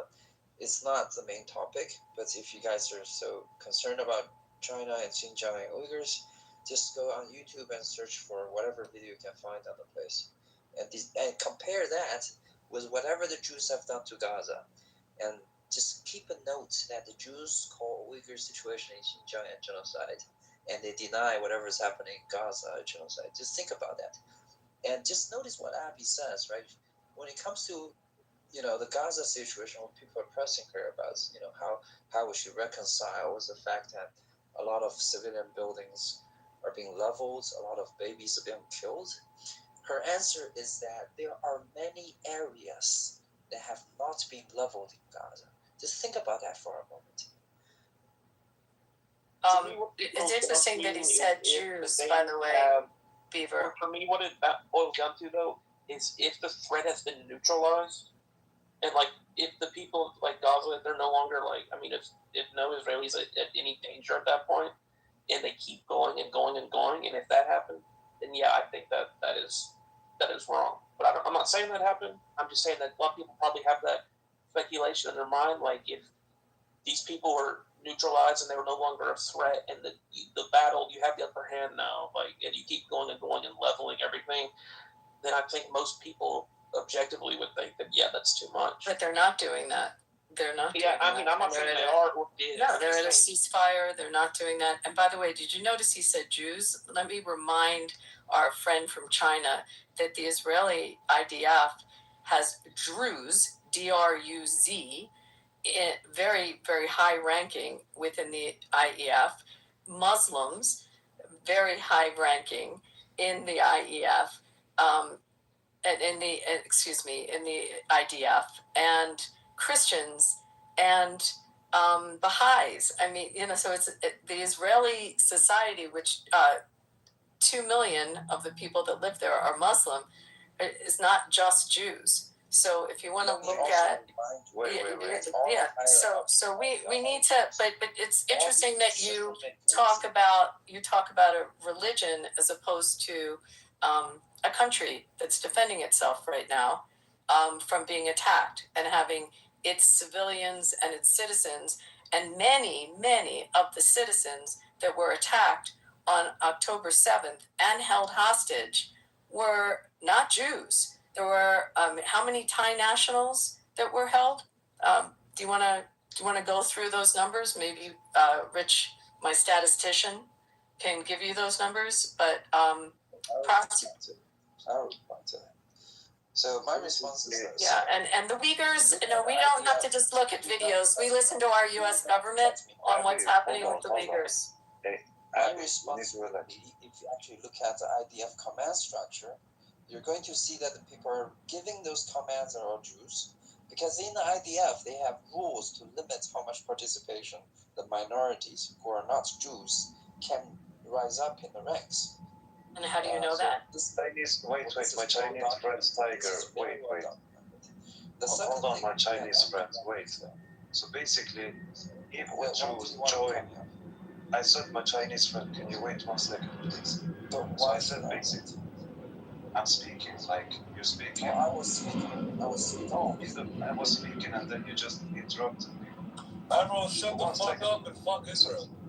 Yes, so basically, the Druze and all these minorities, Christians, they are forced to join. If they don't force, they're gonna get killed by the Syrians, the terrorists, or the other people, the other groups. They're gonna kill the minorities there. So of course, many people, they surrender, they join with the dark power, aka Israel and those team to survive.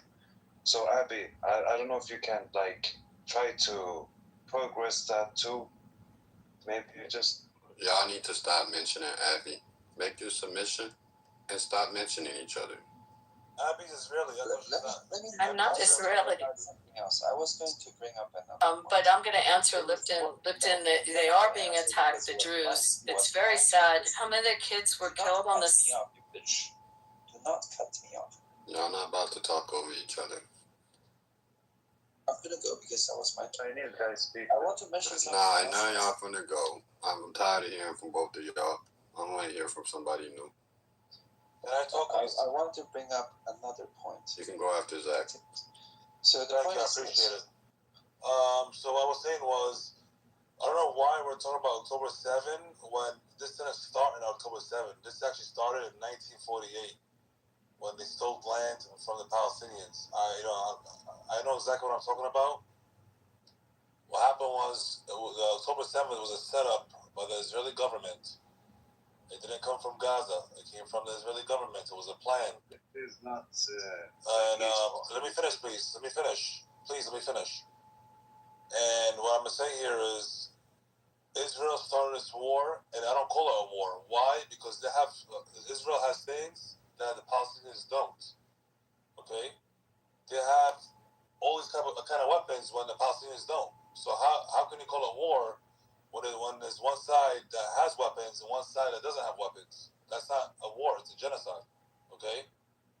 And every empire falls. So one day they'll fall, and the Palestinians will get their land back. Do you guys all agree? Maybe in 1,000 years. Yeah, maybe in 1,000 years. And how many Arab armies attacked in 1948? Was it 6? They all lost in 6 days. There wouldn't have been 67? Wait, 6 days, right? There wouldn't. Y'all have to stop with this theory that, man, niggas is at war right now, bro. Last time I checked, there's no rules in war. If you don't have shit, if you're lacking ammunition or whatever, guns, that's your fucking fault. Figure that shit out. I'm at war with you. Yeah, I just said That has nothing to do with me. I understand that, but if that's the So case, don't call it no genocide because your ass don't got no fucking guns. That's your fault, nigga. That don't got nothing to do I have with me. nothing to do with that. Listen, I'm American. I was born and raised in America, man. You know what I'm saying? I'm a part of America. I'm actually Italian. Yeah, no, I'm just speaking to your point. Like, you say, oh, it's not a war, it's a genocide because they don't got no weapons, XYZ. That's your fault, nigga. I'm still at war with you. Nigga, I just said I accept that. I accept that, nigga. I do it. So I have a question for you, brother. What did he say? So you're telling me it's okay to kill babies? Wait a minute. What did he just say, Timothy? He said something. called him that. I let it slide because I just let it slide, bro. But to answer that question, free Israel, nigga. Free do I Israel. think it's okay to kill babies? Absolutely not. But at the same time, I stand on what I stand on. If I'm going at war with you, I believe there's no rules in war, man. Just like if we're in the streets and we fighting, or you fighting Israel, me, nigga. there's no rules in fighting, bro. I can't tell you, hey, you can't pick up a stick or you can't pick up a rock. Like, bro, there's no rules, bro. So take that same thought and put it into war, bro. Like, it's sad that motherfuckers go after kids, they go after people, family and shit. But, bro, there's no rules in war, gang. That's what you sign up for. Okay, but I'm gonna say one thing though. The same people. I like how Zach said they don't have weapons, yet they shoot rockets in Israel every day. How big was the Egyptian Air Force in 67? Oh, it's huge. They decimated. Yeah, they What were you saying, Zach? I was saying the same people that the Palestinians are in war with are the same people that don't like nobody because we're all goyams. If you're not Jewish, you're a goyam. You know what that means? No, nation. It means a nation. No, goyam means that It if means you're not nation. Jewish, that means you're like basically an animal. You're a nobody to them, okay? And they believe Goy that means nation. Goyim means nation. Stop cutting them off, Rich. Thank you, sir. He asked the question. No. Anyways, let me continue. So, if you're not Jewish, that means they consider you a goyim, and they believe that you're not God's chosen people. Cattle. I don't believe in that because the same God that created you is the same God that created me, regardless of what religion you are. You know what I'm saying? Nigga, free Israel, nigga. At the same time, fuck Israel. You know what I'm saying? I don't think that they think we're cattle. I'm sorry. I'm going, I guess, right? But I don't think. I love you, Beaver. I don't think you're You're fucking goy. Don't deserve to live in this world, man. You little brother, you are goyim. You know what I'm saying? So listen, I have Jewish friends, and they're not Zionists though. This is why some of y'all don't need to be in a fighting, or some of y'all don't need to go to war, because you'll be on one side trying to tell the nigga that's going at war with you what they can and can't do. Like, they gonna give a fuck, bro. Some of y'all just need to sit in the house, be on some simp shit, because that's what y'all sound like, some fucking simps and bitches. Man, nigga, man.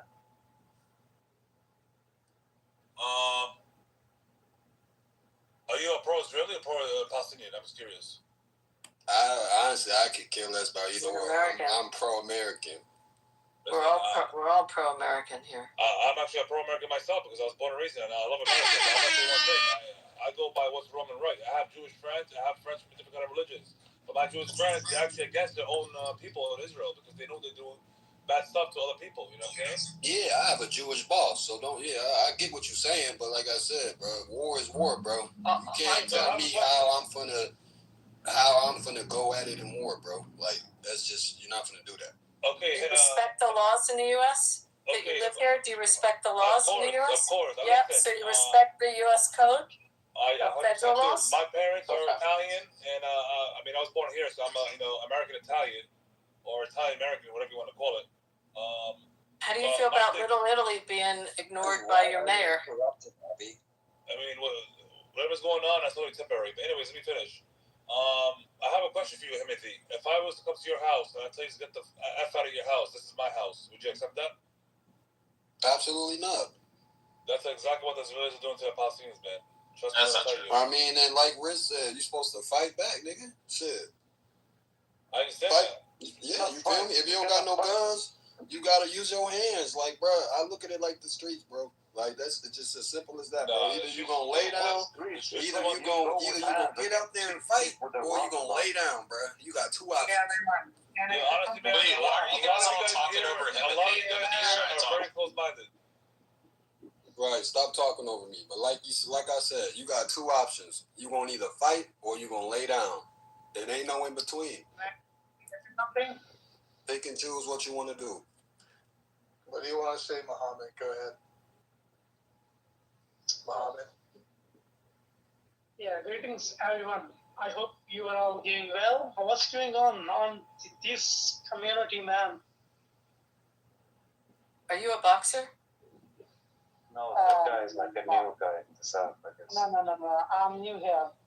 I'm not a boxer, man. Well, welcome to President's House, man. Make sure you turn in your ticket, bro. At the top, follow the house. You know what I mean? Did you guys play his speech, Timothy? Did you guys play his speech tonight? Anyone talk about it? No, but At the Correspondence Center. Oh, no. Didn't get a chance to Mohammed, did you want to say anything to the title, or did you just want to just kind of listen?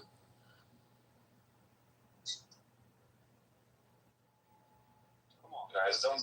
I guess he just wants to listen. All right, bet he just wants to listen, man. So. Timothy, where are you from exactly? Where in America are you from? But I'm not gonna center myself, you know what I mean? But I'm from Chicago, bro.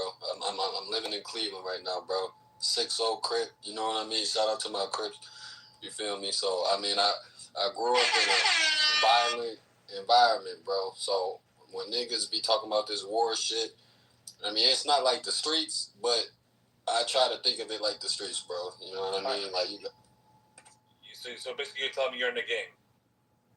Absolutely, I'm in the game. Yeah, absolutely. Peter's the same. So I have a question. If I was to walk in your block with the red bandana, would you come up to me?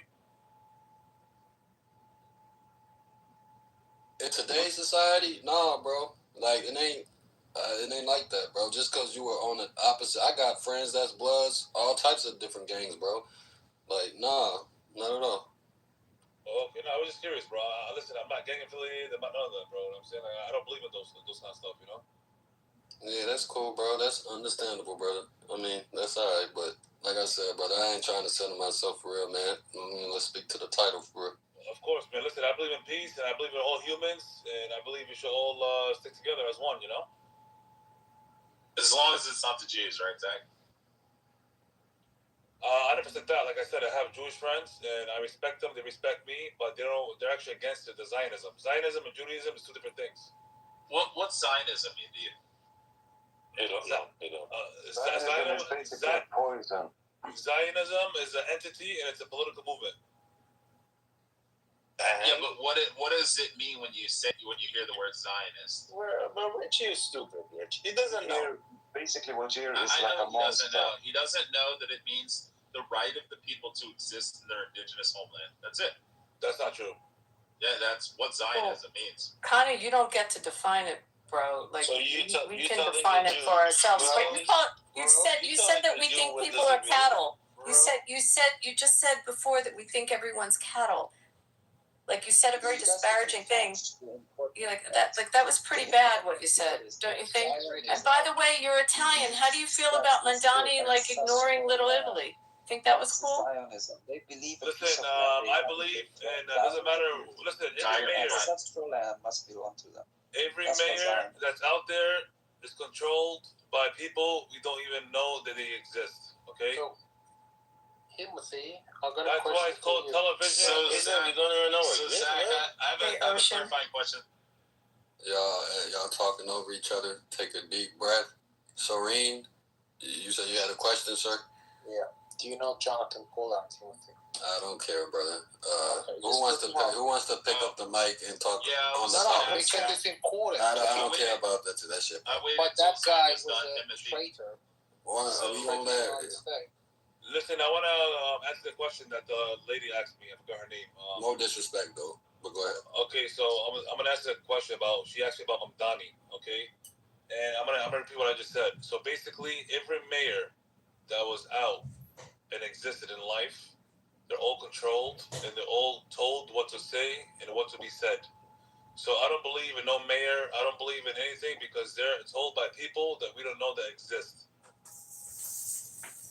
Basically, the only puppets. Does the same thing apply for presidents? The same thing with presidents.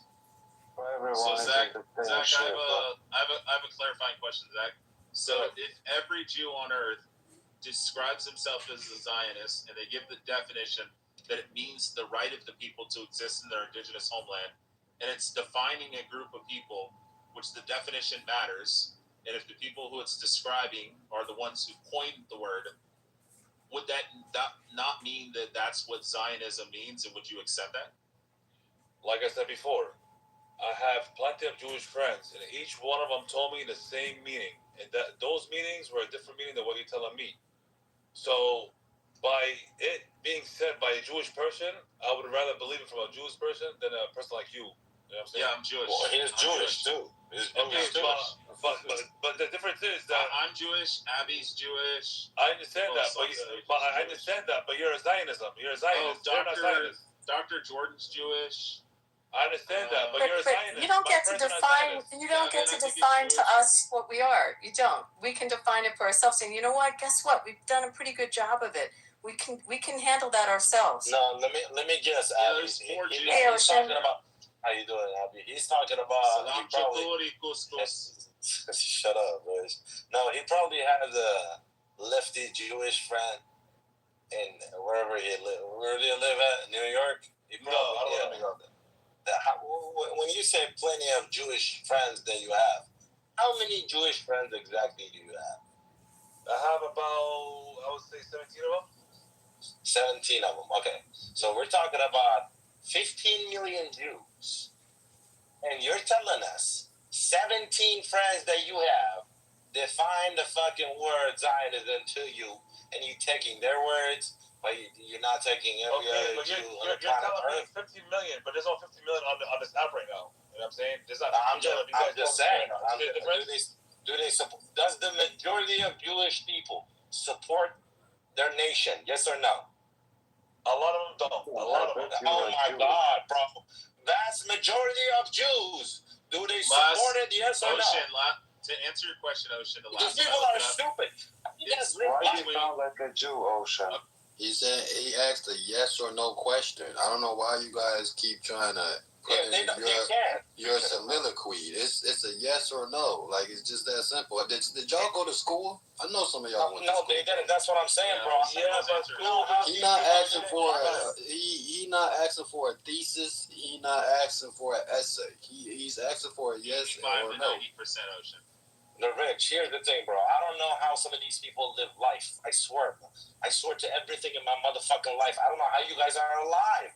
Some of you are so stupid. I don't know how you guys are alive. Like, this life is hard. This life is tough. So how are you going to survive it with this fucking capacity of the fucking brain that you have? Ocean, you mind if I ask you a question? Or can I talk to you, Ocean? So, last time I looked it up, it's between 85 and 90% of Jews globally identify as Zionists. And that sounds like a majority to me. Yeah, and the definition that we all know is the right of our people to exist in our indigenous homeland. That's it. Theodore Herzl had a different definition. But let's go with the founder of the Soren, I want you to exist in Iran. I understand that Theodore Herzl, the founder of the Zionism, found a different definition. He said it wasn't the founder of Zionism. Okay, Zionism existed for way before Theodore Herzl was born. You talk a lot, Abby. political Zionism, which was we talking about today, was actually founded by Theodor Herzl. And I want the people in this room to look it up in the internet. What is Theodor Herzl? First thing first, who is Theodor Herzl? Look him up and let's find out what's the definition you come up with. It's a settlement colonial project. That's what it is. It's got nothing to do with this new definition of Zionism you guys come up with to fit your narrative. It's a settlement colonial project. Was the U.S. a settler colonial project? Was the U.S. a settler colonial project? Yes. Hang on. It was the settlement colonial project defined by the Theodor Herzl. So if you have any, It was that, bring it to Theodor Herzl. So is the U.S. a settler colonial project to do, Soren? Corrupting what other people say. I've got a question for you. You said. Oh, I got Tiger and Soren in the same room, guys. What do you think, Ocean? What do you think of this? You said America first, right? To respond, no, I have All right, I see y'all. There's some new faces in the room, so let me go ahead and give y'all a room reset. You're in the President Trump room. You know what I mean? I see some pink tickets. See a bunch of pink tickets. Y'all go to the top, cash those pink tickets in. Hello. My name is Hip, and I'm the sniper. So if y'all want to, you keep interrupting each other. You know, I'm gonna snipe you to the audience. I'll gladly bring you back up after that person is done speaking. So I'm not giving no warnings. So we trying to have a good conversation. If you want to speak to the title, go at it. But I'm not letting y'all, 3 people talk at one time. That's just slow. Timothy, this is book. I'd like to be put in the queue. Like this nigga right here. You see the book nigga? He in the group. He's showing him an example right now. That was just an example. So